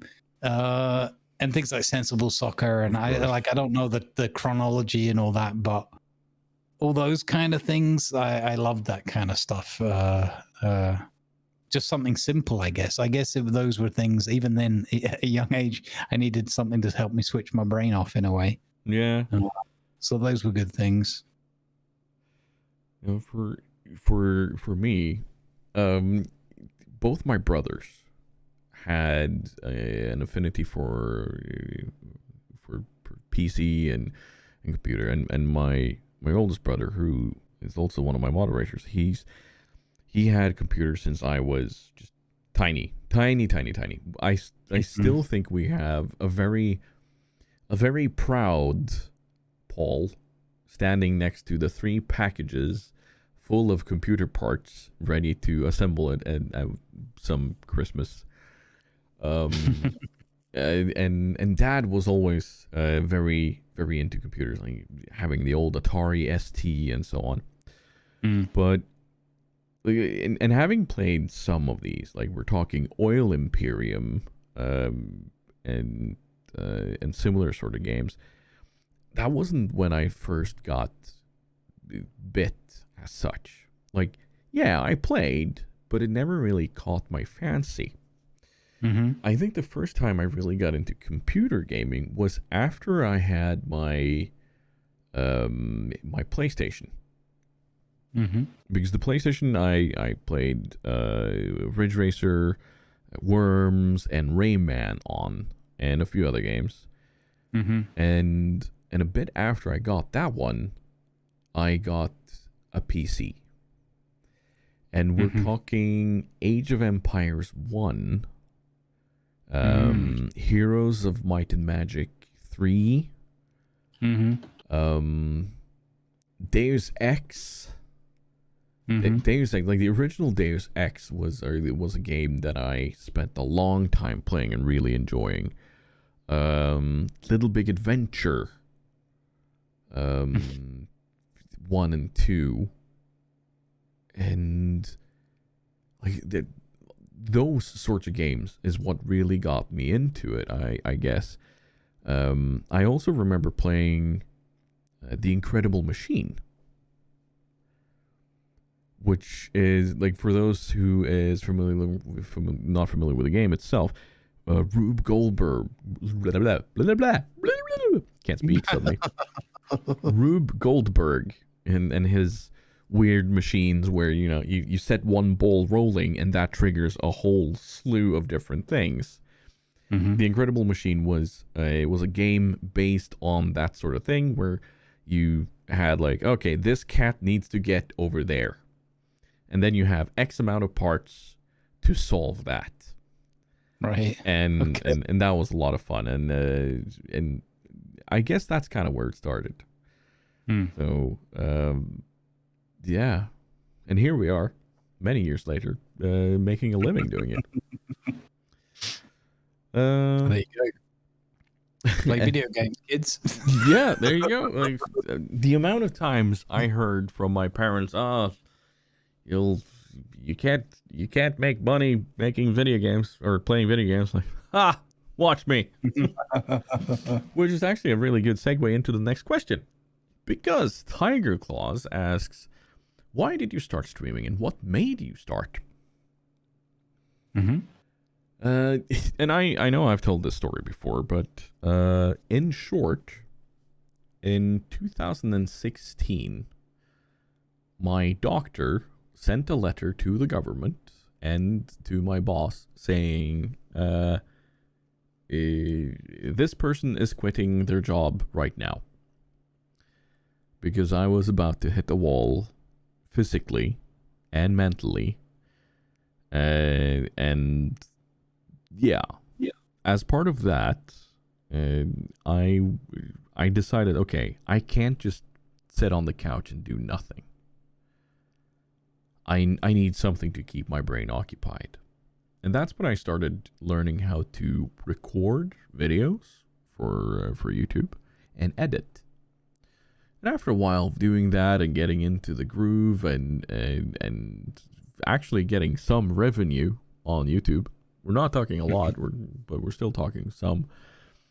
Then Chocolicious told me, hey, have you thought about going live on, like, Twitch or such? I'm like, not really. Well, you should try it. I was like, okay, we'll give it a go. And I found Restream, where I could stream to both YouTube and Twitch. And about half a year later, with intermittent streams here and there, suddenly I was an affiliate, and that kind of was like, okay, I think I enjoy the streaming part way more than the making of video content, so I just kind of started pushing that instead. And it was like, it's been a hobby. Like, it was a hobby from 2017 all the way until 2020, when I had the opportunity of making it a full-time job for a bit. So that's what I did. So how about you? Yeah, well, I'd never really paid too much attention to a lot of these things because I'd spent most of my time as a not recovering workaholic. And so I missed out on a lot of these things. Like half the games you mentioned, I might have known a few of the names, but I have no clue really about most of them. And I just sort of stumbled upon Twitch. I don't know how really. I guess probably watching a YouTube and some advert came up, or I don't know how, or maybe Amazon. That's more likely route. And I was like, oh, what's this? And at first I kind of was not in a negative way dismissive, but just kind of like, oh, okay, fine, but I'll just go and watch a TV program or whatever. And then, although I didn't watch a lot, but like, you know, like binge a series or something like that. And then, I don't know, I guess I started to see content creators on YouTube playing content, and where I like played a bit of World of Tanks and World of Warships, and saw people like Jingles and Baron Von Games and that. And it was like, this is interesting. And then I was like, oh, maybe there's similar stuff. And then I guess it clicked, and I was like, okay, well, we'll have a look at that. And then I didn't really spend a lot of time on Twitch, but I spent a bit of time here and there. And I thought I had like not really a solid thought of it, but just a vague idea, like, oh, it'd be kind of fun, I guess, to like I didn't actually ever see myself doing it at all in terms of content creation, but I thought I'd love it if we could share and emphasize the positive side of gaming and community. Yeah, because I saw quite a lot of content around games that I enjoyed where there's definitely community, but there was a lot of negativity and sort of toxicity and just, you know, let's always complain constantly about what's wrong. Yeah. And, you know, and obviously some of that was tempered or balanced with, like, you know, knowledge and insight and, you know, it wasn't just drivel. It wasn't just complaining for the sake of it. But I felt like if people are drawn into and just end up remaining in that cycle, where's that going to go? Is that going to go somewhere better, or is that going to go somewhere not so good? And I for myself, for my own mental health and everything else, I was like, okay, I'd like to be somewhere where it goes. It gets better over time and a more positive experience. And so I just started like looking around, browsing around, and bumped into a couple of folks, most notably Kevy Sieb was one of them, playing the ships. And he and his crew they just had fun. Yeah. They just played it, and win, lose, or draw, they'd have a laugh, and you can have a bit of a moan, like, I can't believe that, and why did this happen? You know, but like the 30-second things where you have that mini rant, and then you know essentially that it's comical, and not serious at all. And I thought, wow, this is really cool, and you can do this. And I looked and I saw like that he was popular in the sense of like able to reach out and connect with significant audiences and just carry on enjoying himself. And then I started to play along, and I used to, because it's part of my work routine, so I'd be up a lot earlier. And this was back in the day when we used to get up and go to offices and see people, all those decades ago. And so I used to catch them a bit more, like, you know, with my breakfast and whatnot. And then on the weekend, I was up and about early anyway. And and I just thought, this is really cool. And then I remember I was just kind of, I don't really remember specific, like very first time or whatever, but I was just kind of terrified. And I just thought, you know what? Let's just play and smile and have some fun. I mean, didn't have a camera at the beginning, so it didn't matter if I was smiling. Well, it does matter if you're smiling. That's not true. It does matter. People can tell. And yeah, and then people would just come along and say hi and join in and have a chat. And you'd have a few laughs about, you know, this, that, and we don't like this, and this is challenging or whatever. But I remember even right from the very beginning, it was like, but we're just here to have fun. You know, we exactly. just keep it light, keep it, you know, we didn't say good vibes at that point, but keep it good vibes. And this is what I'd say now.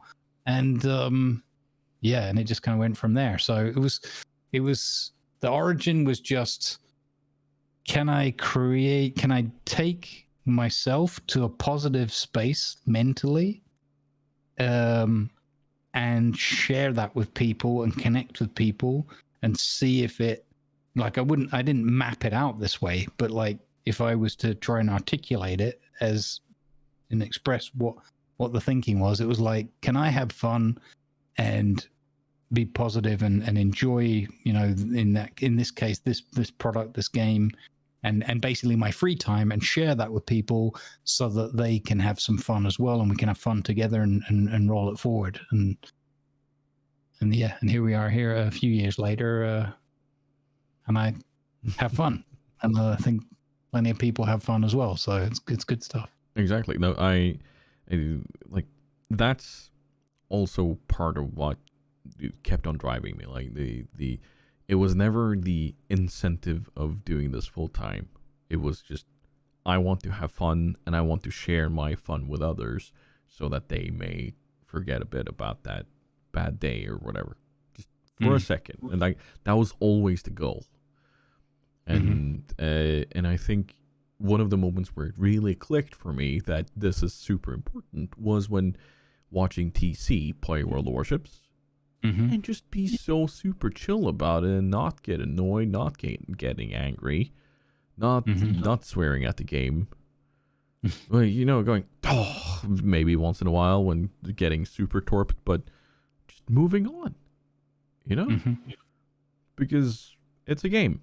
You're supposed to enjoy it. And yeah, no, that's also a big part of it. So, and I know we hit it off big time because of that kind of way of thinking about the game. Yeah, absolutely. It's funny.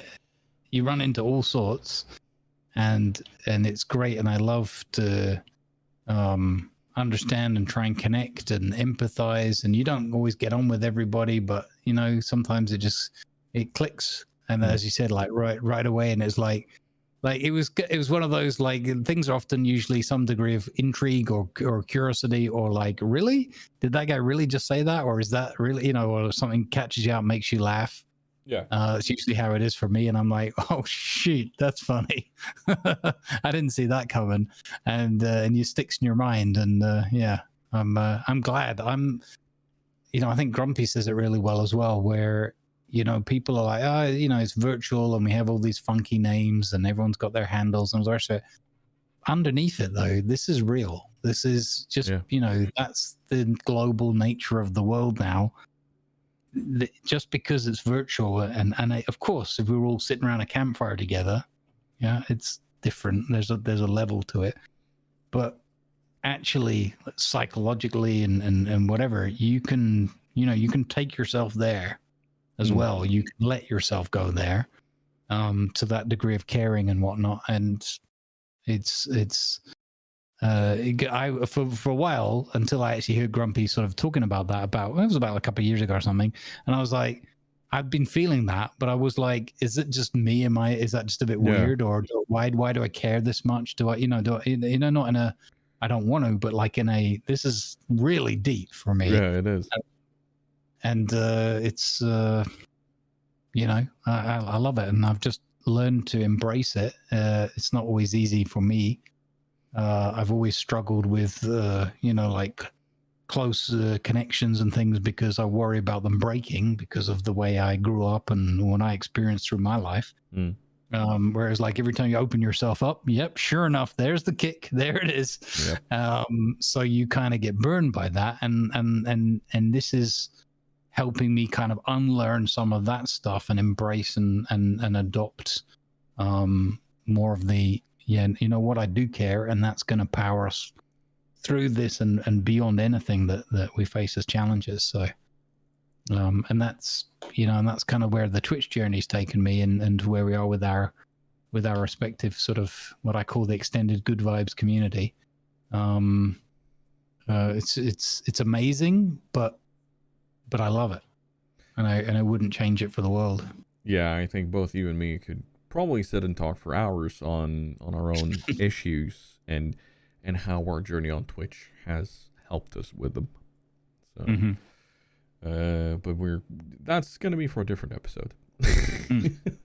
Probably. Yep. Probably. We have a couple more questions here.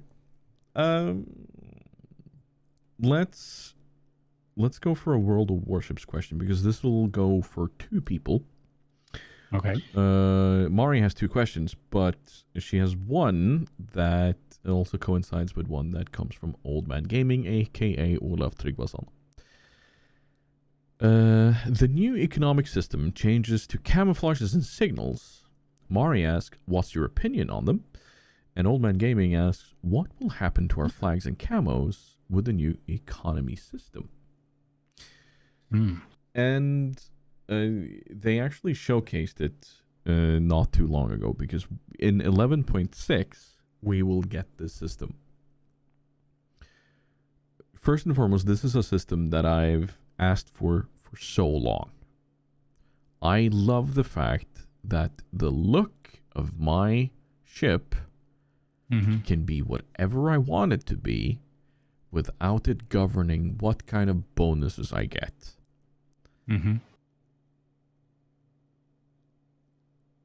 Frosty Fir Tree. You're doomed.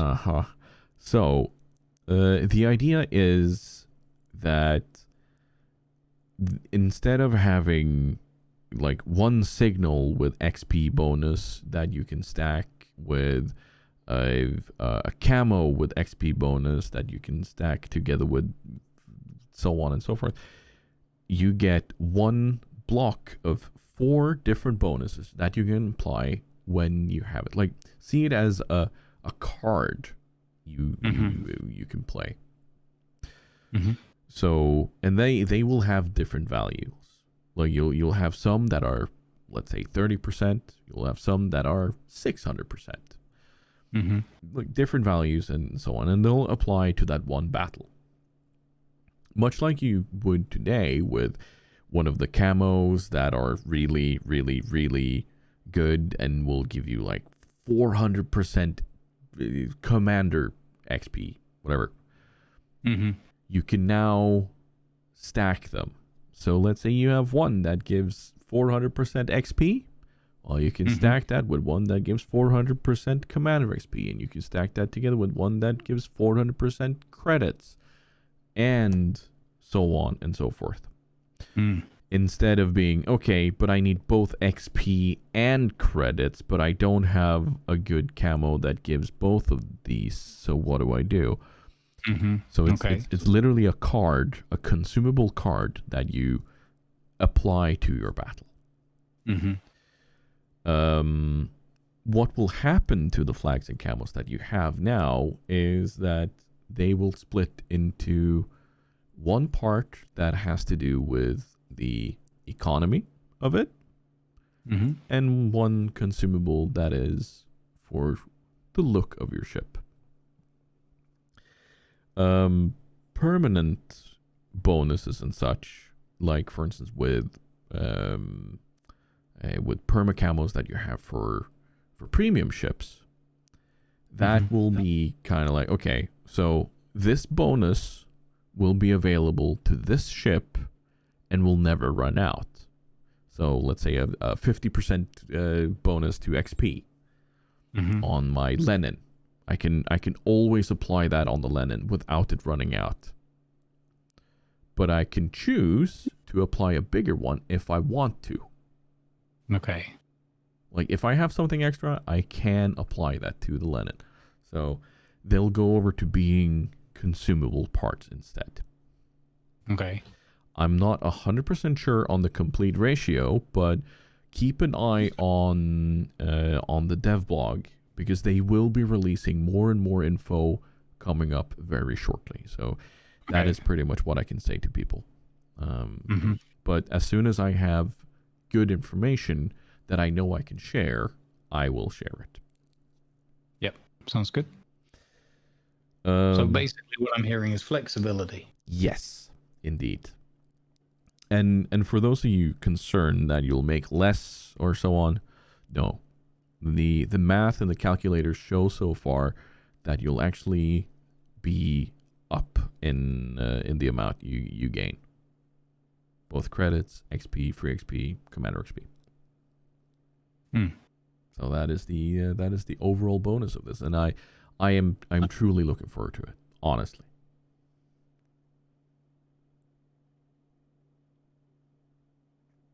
What do you think? It sounds like it'll be a positive change. I mean, I'm all for putting it in the hands of the players. I think, I guess it'll be interesting to see how well it will be communicated. So, and there's two parts to that. One is, which we can just get out of the way easily. Will they just mess it up and miscommunicate something by accident? Possibly. It's a big change. It's quite fundamental. It's a change that goes back many years to how it has been for a long while. So we'll see. So the second part, I think, is, and I'm not excluding one or other kind of group here, but I'm very curious how it works for lesser to medium experienced players. But maybe that's the wrong way to look at it. But like, how clear will it be? Will it make things simpler for incoming, returning, and casual players? Let's say, will it be simpler for casual players to understand how that works and apply it and get the best out of it? I do think it will be. Like, judging from how, like, what I can see from the UI that they've showcased and everything, it is going to be much clearer what you get. Okay. I'm trying to look for a screenshot or something. I might need to go to the dev blog. Live editing. Close testing, early access. Oh yeah, there is actually a dev blog out that came out the 9th of June, showing how this will look. So let me just quickly send that to you on le Discord. Okay.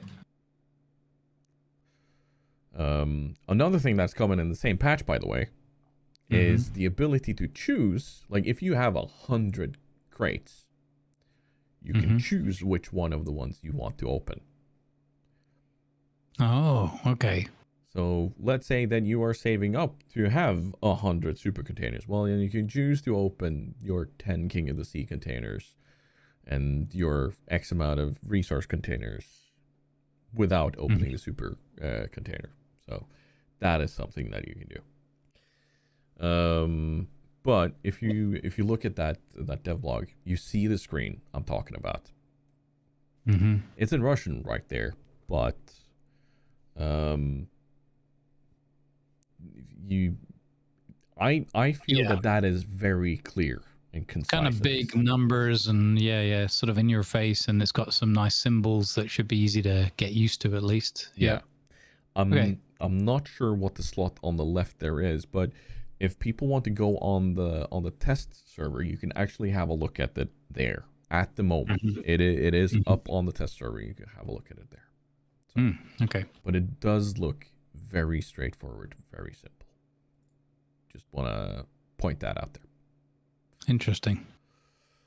We can probably leave a link for the dev blog, but I'm not sure when 11.6 is coming out. Mm-hmm. It might be right around the corner. Like the fact that they are posting about it means that it is right around the corner, and I just don't know a date for it yet. But yeah, there we go. That's that. So in short, consumable, and we're excited. Yeah. Mari had a second question Mm-hmm. regarding the eco vacation. How did you develop your character, and what are so far the most memorable interactions you had on the server? I'll let you go first.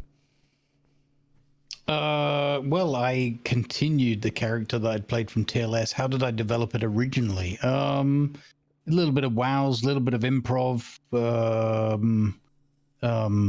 I think subconsciously, because we were doing it as part of like playing some of the Russian battleships and the very strong caption and all this kind of thing. I don't really think we had a name for it at first, so it's just Ivan, just straight out, the easy one to pick. And obviously we've got Lanavar, a wonderful community member, moderator, and Discord deity. And it wasn't a conscious thing, but we used to do this thing where between chat and myself, we'd do this thing of whenever the Lenin specifically would miss a shot, the ship, we'd be outraged. What is this? So we're firing blank shell. What these Swiss shells that don't work proper way? Who put the Swiss gunners in the, because they're being neutral and not hitting anyone. So that was kind of the joke that I went with, and Lan started throwing in text along the lines of he was the crew doing the investigation of the gun turrets and the ammo racks and all this kind of thing. Yeah. So he would report back like during the course of the match how the investigation was going every time we'd miss a shot, and who was to blame and stuff. So because obviously can't be the captain of the Russian ship, right? So that kind of just and then I went to join. I can't remember who we played on. Oh yeah, that was it. It started on Dark Side actually, Eco. After we'd watched as a viewer the TLS Eco and thought, oh, this is real fun.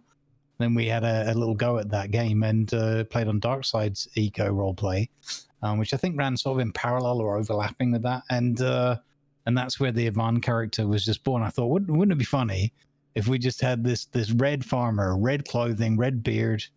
He's actually got, if you look carefully, like red eyes and slightly red hue to his skin. It's just like full red. And he was, but I wanted to play him as like the, he's like he wants to be friends with everyone to get on and just do what they do and enjoy themselves, and he wants to keep things nice and simple, none of this complicated machinery in that unless it's given to him as a free gift and he can learn how to use it easily. So that's where that character came from. So, and the development over time is I've just taken him, I've kept the storyline going for him all the way through. So he's always been a farmer. He's learned a few different things. We've obviously shifted things for both comical and political reasons away from being the Russian background into the made-up land of Barovia with Mare Bear and all that, so that that's just nice and light and no one has to get tense about it. And we just have a lot of fun. So and then I just let him kind of, he doesn't need to be more quirky or whatever. He just has his quirks and his ways of doing things, and he just, I've set him off into the world now, and he just has his own little existence. So it's a lot of fun. And my favorite, well, you talk about your character, how you came up with the fellow human. Yeah. So tactical information gathering ecological robot, or Tiger, came about because I started out on the test eco part for stats, with a very Ivan-like character. heavily inspired by, just to kind of have something to play and get into it. And I thought about bringing something like that further on, but it's like, okay, but Grumbles will be joining us, so I'm like, will it be too much with two of us going? Like, we could probably do some farming together, honestly, and have this mega farm or whatever, and just serve the community in a good way, because that's something that I thought could be fun. But part of it, like, as soon as Stats kind of started leading into details around how people came to the server, and that there was lore already in there, I started thinking, okay, what is a good idea leading into this? Like, you have these wizards, you have these things happening on the server. And then it struck me that maybe there's some sort of revenant, some sort of old thing left behind by the wizards, or even those before the wizards.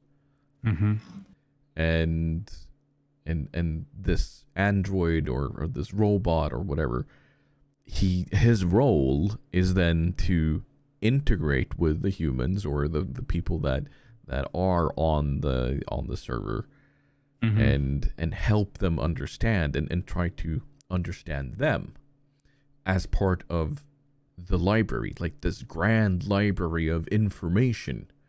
And that is why I started the dig site of digging out all the information and providing it back to the community.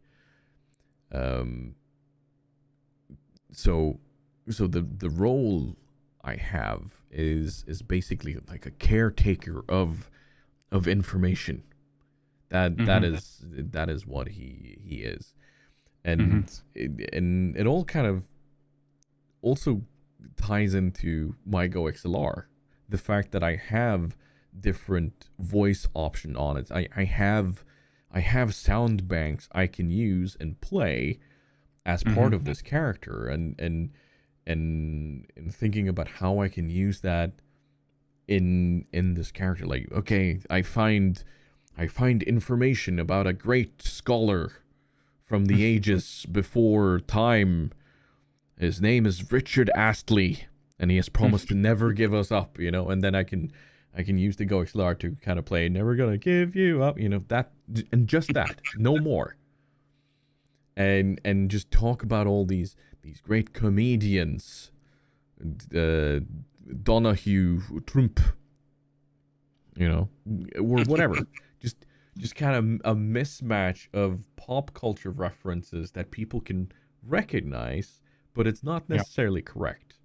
Yeah, slightly off. Yeah, exactly. I like that. And I have to say, I think the library thing is a really, really good touch, because it gives the character, from my feeling from it, it gives the character like this kind of this grounding, or like this purpose. Rather than just they're there isolated alone. There's actually this thing that's sort of bigger than them.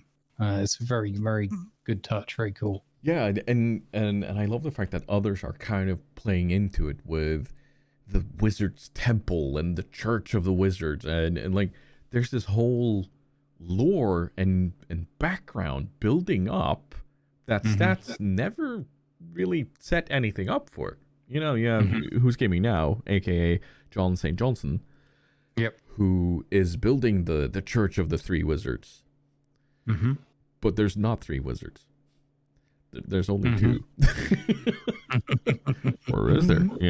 So and then there's who's the fourth wizard, and all of these things. So and subscribe to the church now to find out. Yeah, exactly. Yeah. And I'd say that one of my more memorable interactions is probably with Dub and Doc and you, with one of the first times I previewed the Terminator mode, Because the Tiger Unity has 3 modes. There's one where he is like the normal hello citizen. You know, he is an android and he does that. But then there's the mode where he's like, haha, hello, fellow human. And, you know, and tries to play off, I'm not a robot. I don't know what you're talking about. You know, he tries to assimilate the life of being a human. But sometimes there's Terminator mode that kicks in. You know, seek and destroy mode, perimeter defense online. And then there's also self-destruct mode. It doesn't work. It doesn't work. Hashtag spoiler alert.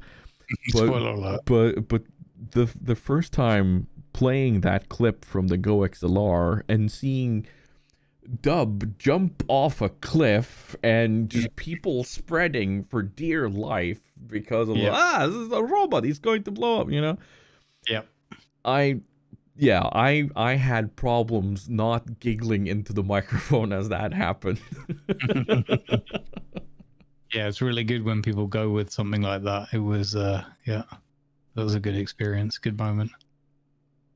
How about you? What's your most memorable moment?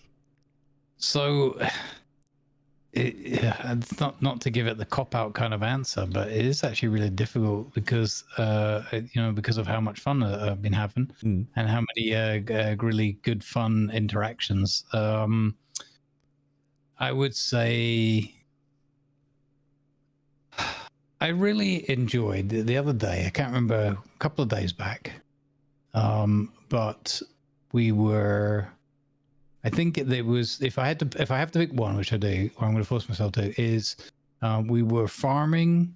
We were talking with Alice, who's another farmer, and we did a thing where which kind of made sense for the characters and the way they were developing, that they just chose to help each other out on each other's fields. Whether it was like, filling in with the dirt but actually doing the crops. And then we just started having an improvised conversation about, how's the crop growing? What do you think about this thing that's going on in the town? Just like the small talk, and I think that as a really simple, but really kind of as a role player, just a fantastic moment. Because you realize you've transcended in that moment beyond any of the mechanics, any of the game. We talked a little bit about the restaurant idea and stuff like that. But at that point, when you realize that you literally have 2 people role-playing their characters, having a conversation like it's an everyday 2 people in a coffee shop or whatever, grabbing a coffee, whatever. And I think that because there's plenty of others with too many to name, where it's like a really nice bit of comedy, a really funny moment, a little phrase, a little bit of word, a look, a reaction. But I guess in a way I'm spoiled with Atlas and all the other things of having a lot of those moments where, like I said, where I feel like it transcends beyond some kind of invisible line into just some a completely different thing, where that feels real. Because it's an interaction driven by what's going on the server. Yeah, exactly. But yeah, exactly. And or it's like it's an interaction that is essentially kind of like small talk, just simple conversation between 2 living, breathing, entities, two human beings. The thing that you could just have because you're walking along the street together, or you're in the coffee shop chat or whatever. Yeah. And that just felt that sticks in my mind as feeling quite special, because that's, to my mind, that's a different level of RP than oh, hey, farmer guy, could you help me do this thing with this farming thing, or that kind of thing. And that's not to knock any of that. I just mean like there's like levels to kind of everything, and that felt like it transcended to another level. And I think your character is really good in that it puts people in a you're in a different starting position because you're unsure.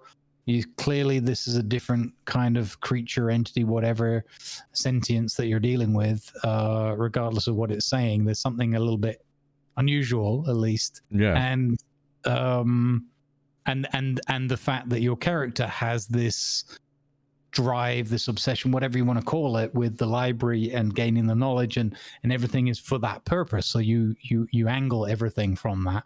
So, and that's a bit like having an everyday real life interaction with someone who is like, I'm specifically talking to, I don't know, my banker because I need to do a banking thing, you know?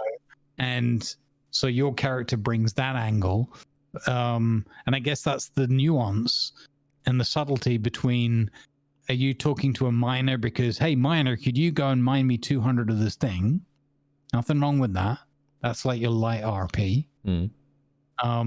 Or the, hey, you know, Jim, I was really thinking about putting together a new garage, but boy, you know, the prices around the town, and you know, and so you could, just trying to express it in a way that is maybe clearer for the listeners, for the non-RPers or whatever. It's those. The goal is maybe I need to get 200 bricks from this guy. The two different routes are, hey, brick mason guy, can you get me 200 bricks, blah, blah, blah, because I want to do this.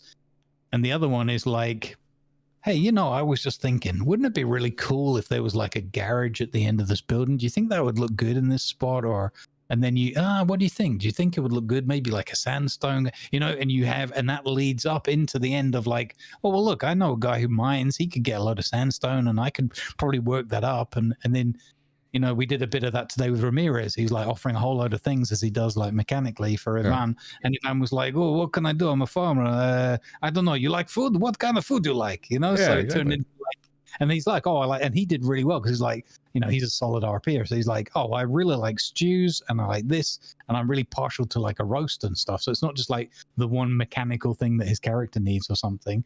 But just like, oh, these are the kind of things I like. And then Ivan went into town and bought a load of food and brought them over to his house and that with a bunch of stuff he was delivering. So it's felt more like a little story happening, you know? So, yeah. Yeah, no, that's the thing you mentioned about the store there. Like that is purely why it's a surplus store, what goes on in the library, you know?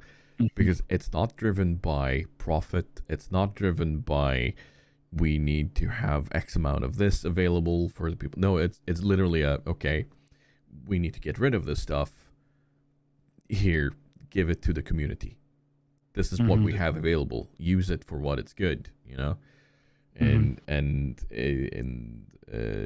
I had a fun little interaction today with Mecro, who has the store right across the street from me. He makes bricks, mortared stone, and so on. So that's really good for me because I can sell cheap stuff that he needs, and then I can go over there and buy stuff that I need for the restoration. So the driven part of this android kind of creating everything and being able to share the knowledge is also serving the needs of others on the server. So that's I'm really enjoying that part of it. But I'm really trying to role play it. Like how do I give this away? Like, for instance, if the other day I had some seeds left over, and the way I kind of played it off was that I found some canopic jars with these seeds. Can this be of use for you or somebody else? Because it's not like I'm going to go out there and look for a store where I can actively sell something that I found. That's just not part of my character. But I had a chat with you, and you said, Banilli, Millie, Banilli, you know, and she needs this because she can make oil out of it or something. Like, that is wonderful. And then I can serve the community by going over there. So yeah, no, the interactions, they're a lot of fun. And the part you say about, you know, saying, I'll build a garage, but boy, do I need brick. And then, you know, that's when somebody can go, oh, I can make brick for you, and then they kind of get dragged into the role play of it. I really do enjoy that. Mm-hmm. I do. So kudos to everybody who's able to play along with that. That I want to say. We have 2 questions left. Great. One is a bit of a long one. But I want to end on the shorter one anyway. But let's start from 9th Aquila, or Aquila as I call him. He says, the proliferation of renting games or software. When and why would you rent games or software instead of buying it? As an example, Office 365, instead of paying a one-time fee, you pay yearly, but you get updates and upgrades. And for games, think Xbox Pass or Ubisoft Store or something like that, where you pay per month for access to a large amount of games, but you lose access as soon as you stop payments. And one thing I can say, as a streamer, the idea of paying, let's say, $5 a month and having access to this enormous library of games, for instance, from Ubisoft, access to The Division, access to Assassin's Creed games, and all of these by paying one amount to them is fantastic. Like, you don't have to worry about the one-time large sum. And if you know that this is something that you'll play a very limited amount on, let's say you want to invest 1 month in it, then instead of paying the full price, then something like a Game Pass as such is fantastic because it lowers that price. But the downside is, of course, that you don't own the game, so you can't return to it at a later point if you suddenly want to. But also when it comes to editing software or so on, I know a lot of people swear by using these one-time fees and such, but if it's a limited time need, then it's gonna save you money, a lot of money. What do you have any experience with these sorts of deals? So I got experience of some of it, like things like the Office Suite, but more from my business background. I kind of thought it was annoying to begin with, because, well, I some of it I think is just from age and experience, and I'm not, and this doesn't mean it's right or whatever, but just like a traditional kind of or like what I was used to, I guess, is what I'm trying to say. It felt a bit annoying that this trend kind of started to really pick up. I remember, I think it was Adobe that was the first big one that did it years ago, and they were like years ahead. They were like, oh, it's going to be a subscription thing now, and include all your updates and all that. And everyone's like, what's that all about? Kind of not just buy Photoshop and be done. Thanks very much. And I'll use it for a few years and you'll stop supporting it and I'll carry on using it because I know how it works. And so the cynical side of me is like, you're just trying to bleed me over time. I think that there is a legitimate aspect to it, which is that a lot of these things have become so big and complex, or even the individual products, and with so many features and capabilities, that trying to keep that all not only patched but like enhance it and develop it, I can sort of see that model, and I can also see the benefit, at least theoretically, or to a significant portion of being able to take something for the period of time you need it for. So I think there's probably not like a generic answer or whatever, but there's probably a few strengths and a few gaps or areas where it maybe doesn't work out for certain products.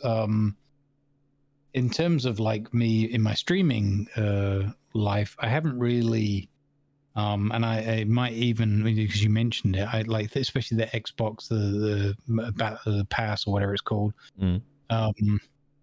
that could be something that I actually need to look at more carefully and think about whether that makes sense.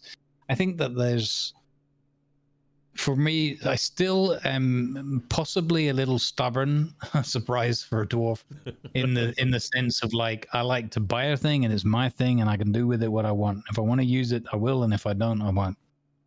So I still feel like that, even with like software products and stuff. And I guess that, that testament to the success of Steam and that as well, that's still there.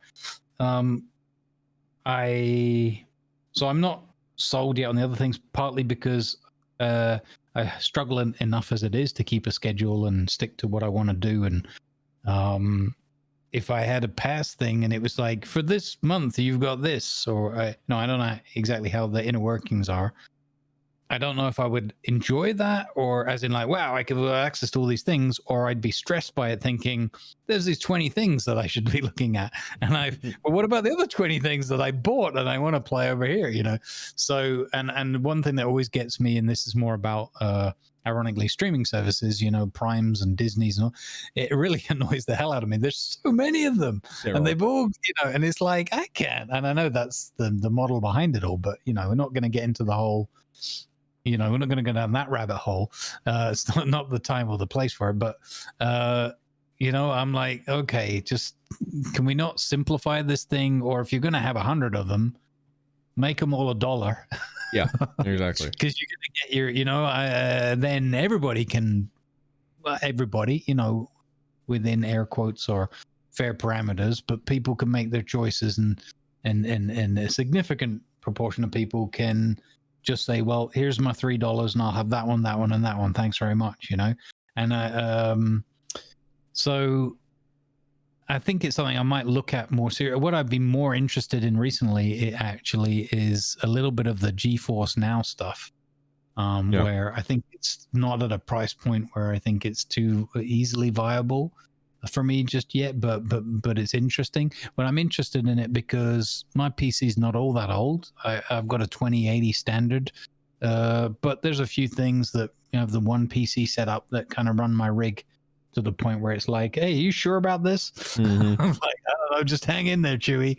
Or R2, and so I'm looking a little bit at that. It's not the first time something like that's come up, and I'm curious because I've seen some people that I trust and I've watched them using it and seeing good results, and I'm thinking that might be a good thing more because it will abstract away the issue of like aging hardware and tech changes that I can't, or I choose not to. I prefer not to keep pace with on my end. Just look at the prices of GPUs and that as an example. So I don't know. I think that it probably boils down to the usual. It comes down to the individual need, capability, and you got to weigh up each option and say, okay, this one makes sense for me right now, this one not so much, and so forth. So I guess I just look at it as I kind of try to abstract away. I don't look at it as like, oh, there's these 200 things that are on this offer. I look at it more holistically and say, okay, does that particular deal, does that make sense? Is it affordable? So I'm not sold on it yet. But I guess that's partly because it's not necessarily the type of, say, stream. I do a lot of variety and I change games around a lot. I tell you, sorry, I'm rambling now. One thing I've noticed recently, Tiger, is I'm looking at the Steam, I'm looking at the sales, I'm looking at the wish list and all that stuff, and I'm paying more attention to like not just the new stuff, but like what's the variety, what are the things I can bring into the mix. And I am noticing a bit of a thing of like, even with the sale on, I'm like, well, this is like $7. That's like $12. This is like $15. Yep. And it's like, yeah, but like now I'm looking at spending $100. And it's like maybe half or most of those would have been on one of those deals, and I could have subscribed to that and had, so I don't know. We'll see. Time will tell how it evolves. I think there's obviously very smart people and complex business models around trying to make these things make sense and whatnot and sell them to people. So we'll see. I'm sorry to give a bit of a sitting on the fence kind of answer, but I'm not sold on it yet.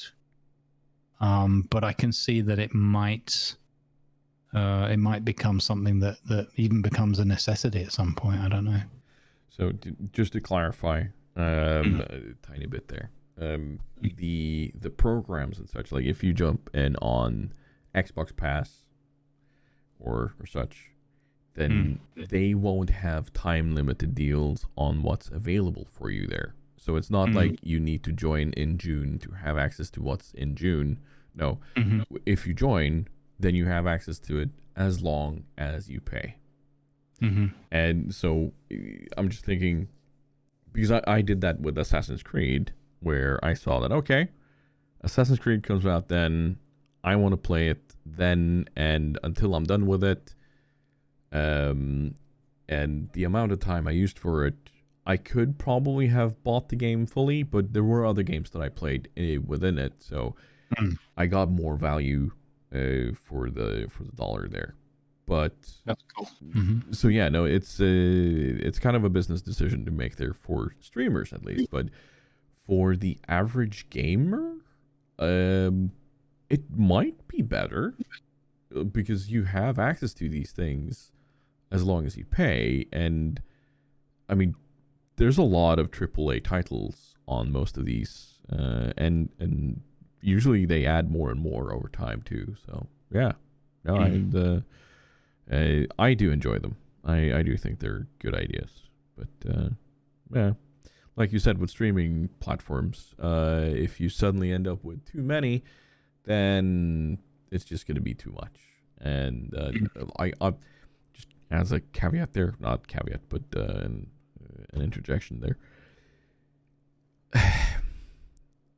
Netflix started out, and it was a great idea. People pumped their series in there, and then suddenly everybody went, "Hey, can we start our own streaming service?" And then it just kind of ruined the entire point of it. So anyway, that's what I think. I like the ideas because it's it could be a time limited thing. It could be a small business thing where it's cheaper to rent per month instead of doing a large chunk for X amount of licenses that you'll never need. Because I for instance use the Google Workspace one for my business account, and it's very nice. I pay €5 a month for it, and I get plenty of tools that are absolutely fantastic. So yeah. Anyway, speaking of other things that are absolutely fantastic, last question. From Marazilwiki. He asked, what's your favorite MRE? For those who do not know, MRE stands for Meal Ready to Eat. And it's often related to military rations. However, a lot of the rations that are used in the Norwegian army is also actually very popular as normal trail food. You know, you go on a hike or you go on a camping trip in a tent near a tiny lake at some point. Then these freeze-dried foods, these meals where you just add boiling water and leave it for a couple of minutes, they're fantastic. And I'm going to go one step further and actually add in microwave meals, because I do see them as meals ready to eat for the normal civilian person. I have both army experience and extensive relationships with these civilian counterparts. So I'll pick one of both. Because when I was in the army, there was one kind of called casserole that everybody else hated, but I thought it was fantastic because plenty of salt in it, so that it tasted great. It actually had good fish, because one of the qualities of fish is that it freeze dries well.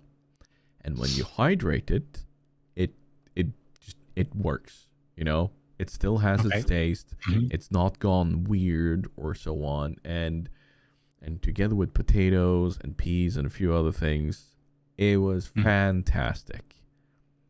Okay. And with the amount of people that didn't like it, it was so easy to always have food if we went on an exercise or something. So yeah, no, that one's probably my favorite.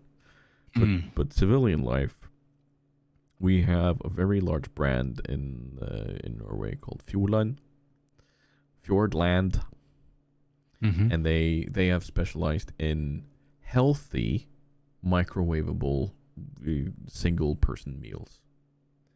Okay. We're talking everything from like traditional Norwegian meatballs, like chunky meatballs. Like we're not talking Swedish meatballs, tiny things. No, we're talking large fist-sized meatballs in a gravy, and together with large potatoes and boiled carrots and those sorts of things. And they specialize in those. And they have a fantastic one which has lightly smoked cod, which actually is good. and it's kind of impressive to make a full fish meal in the microwave, and it tastes great, and it has good nutrition. Like those are my favorites. Fish. Who knew? Norwegian liking fish? Huh. Strange, that, isn't it? Yeah. How about you? Well, do you have any sort of experience with these things? I don't recollect having any experience with MREs. But I do. I mean, there's a whole bunch of foods that are like instant things, with like boiled water type stuff. And I too am. I wouldn't say a connoisseur, but I'm reasonably familiar with the foods that can be microwaved and provide you with a nutritious, if not necessarily delicious, meal. Thanks to the power of the waves that we call micro. So the ones I remember for like a boiled water type thing, the simplest one is the good old I don't know if you have those, the copper soup. So there was a whole range of copper soup ones. I remember there was I think it was like a mushroom one or a chicken one of those nice, just all powdery stuff. Straightforward, super fast, and you're done. And actually, since being over here, and one that I have from time to time is I guess kind of like the modern equivalent of like what would have been smash, like a mashed potato type thing. Okay. Very quickly, you say smash, and a lot of Norwegians are going to go, that's a weird thing to put in soup, because in Norway, smash is a corn bugle with milk chocolate drizzled over it.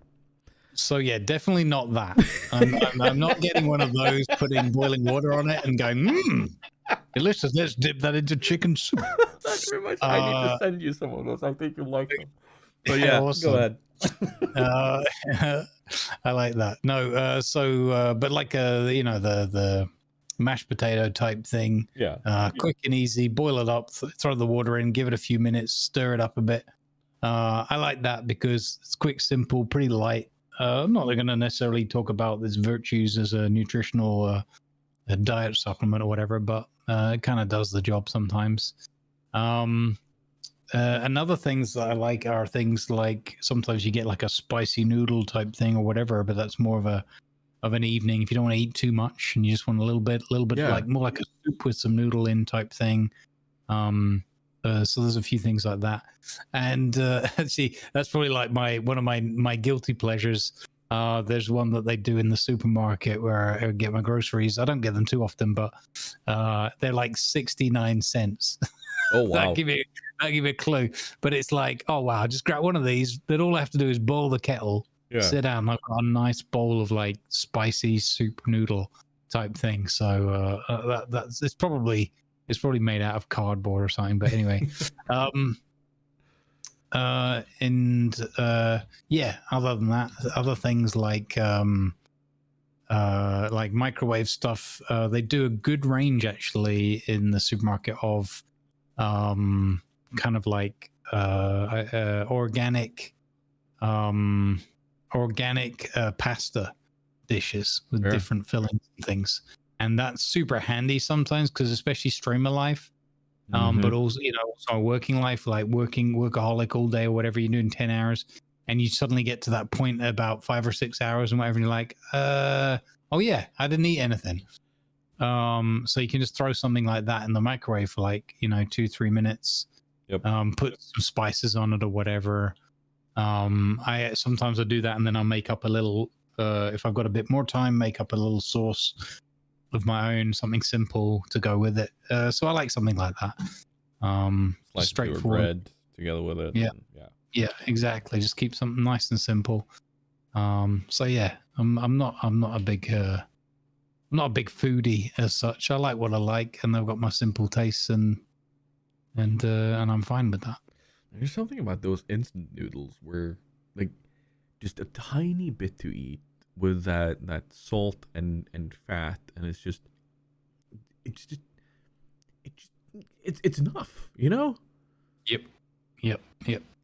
So no, kudos to those who have kept college students alive around the world for a low price.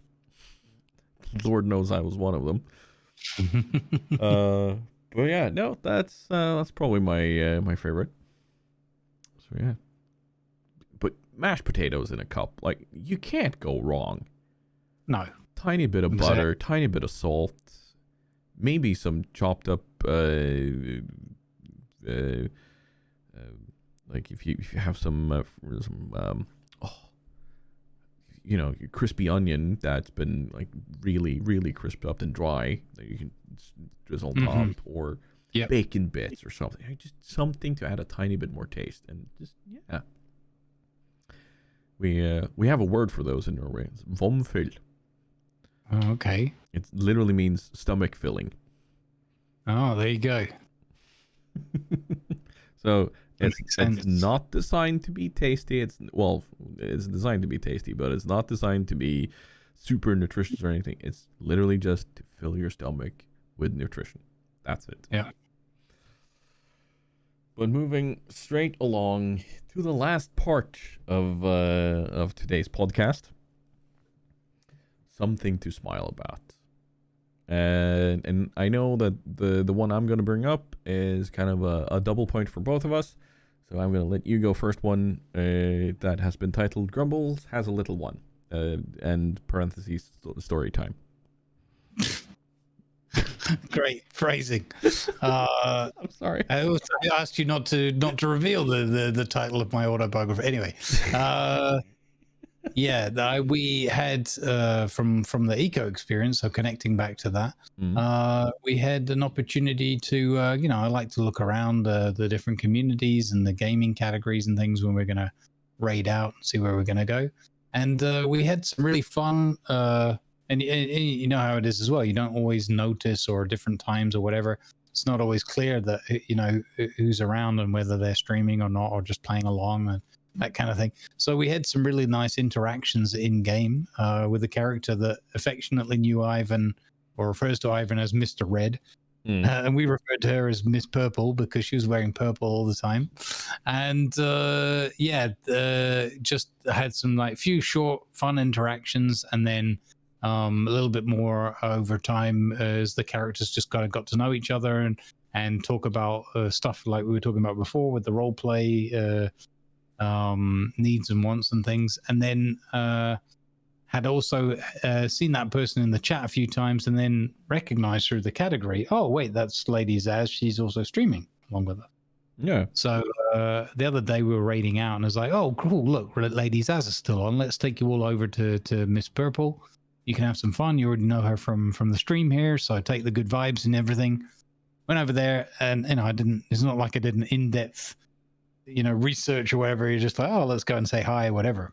Pop over there, I think she was on like 37 followers or whatever. Everyone with the good vibes. A little bit of the usual, like overwhelming. I don't know what we raid, like 100 people or whatever it was. And hi, how you doing? And everybody just interacting in chat. She was awesome with the way she handled it all, because it's kind of stressful, and we know how that feels. Yeah. Ourselves, and it was just nice to share the love, to give the respect and appreciation for the RP, and also with a fellow streamer. Within like half an hour or something, she'd kind of won over the crowd, the chat. Not that we take a very nice crowd over where we go, but even so, you still got to do your thing and convince people and entertain them and welcome them and all that. And through the interactions and chatting and carrying on role playing and the whole thing, when I had to pop off not long after, she'd already gone over the affiliate mark. It was like 51 followers or something. Nice. So it was just nice to see, like 14, 15 plus people in a short space of time. I was able to hang around that genuinely not, and I don't do the whole, blindly follow, I don't do things like that. So I just say, take some good advice, have some fun, and the rest is up to you. And people were convinced, and it was just really fun. It was really nice, and continue to have good interactions. So it's just nice to be able to share the love and to see the community really embrace that, and help people hit milestones and stuff. That's just super fun. So that's my little one. Made me smile. It is. It's a great feeling to be able to do that. It is. Mm-hmm. And speaking of great feelings, and we're going to continue on a tradition that we've pretty much had since the start of this podcast, where we had something to smile about. And I think in pretty much every episode, we've talked about the power of community, the power of Twitch, and what we're able to do together.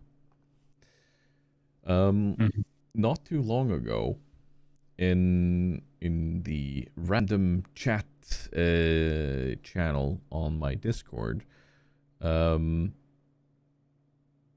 was it was 18th of June actually. A community member posted a link to a GoFundMe page where the headlines read, "Facing eviction, county is unable to help." And I instantly saw the name. I was like, okay, I know who this is, but there's not much of an introduction on the Discord. So I was like, hi, could we have a bit more information about this, please? And he shared a very, very, very long story, very important story. It's no longer there. He's taken it down, and that's fair.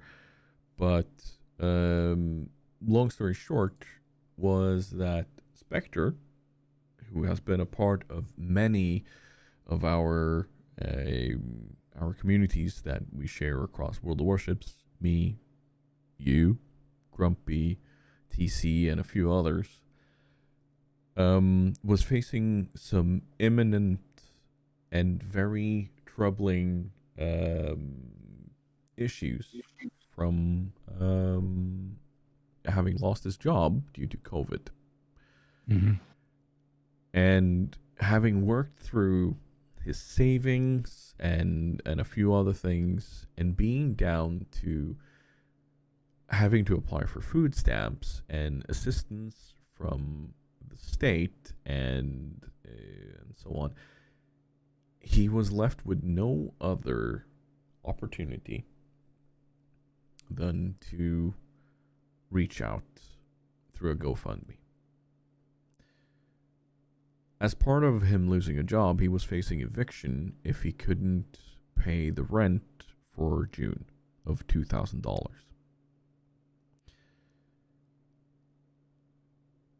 Very shortly after me asking this question regarding what is this, and reaching out to a few others amongst you and TC and a few other people in the community, there has now been raised $2,000, meaning that Spectre has the ability to pay the rent and keep on going. Mm-hmm. Another great thing is through this little story here is that Spectre also got a job. Mm-hmm. And that is going to be able to help him keep his apartment. He will not be homeless. He will not have to rely on social services and so on. And it's just so incredibly important. And I just want to say to everybody, thank you for helping out with this. Because I know it's not necessarily the easiest thing to reach out in these moments. I've been there myself. And I know it's like this feeling of dread. And like, how am I going to live through this? Mm-hmm. But a community coming together and showing just the absolute amazingness that we were able to show, and band together around somebody who's been with us for a long time, and it's good to see. It's very good to see. Yep. So that's my something to smile about. Yep. Big thanks to everybody. A big thank you as well to Spectre for, having the courage to reach out. That's Yes. not easy to do either. And for letting us help. So good stuff all round. And just again, tremendous job by everybody. So thank you to Tiger and to Reckless Rat, who both let me know about what was going on. And thanks to everybody who was able to help spread the word, whatever. So really, really good stuff. Big smiles. Big smiles indeed. And that's where we're going to leave this episode of Exit to Port. We have exited to the port and talked long and wide. And I'm just looking at the amount of time we've recorded, and guess what? It didn't turn into a tiny episode after all. Which is especially ironic how many times the word tiny was used. Yeah. It's your fault, Jingles. I don't know, not really. But yeah, without further ado, that's going to be it for us. If you've listened to this and had any comments, feel free to leave them either on YouTube or on our Discords. You can probably even DM them to us, and we'll have to be good in leaving them in our little Exit to Port conversation that we have on Discord. Questions, comments, feedback. Did you like our jingles? Do you want jingles? Do you want actual jingles? Just whatever. What's your favorite MRE? It's. Mm-hmm. Do you have any favorite moments from what we've done here? We would like to hear it. But with that said, with that being done, it's goodbye from me and goodbye from Gringles. I almost called you Gringles. Yeah. Yeah, that's Goodbye your nickname. from Gringles. Once you pop me, you can't stop me. Gringles the gnome. There you go. Gewalt. Why? I don't know how to do outros anymore. Anyway. Bye. Bye.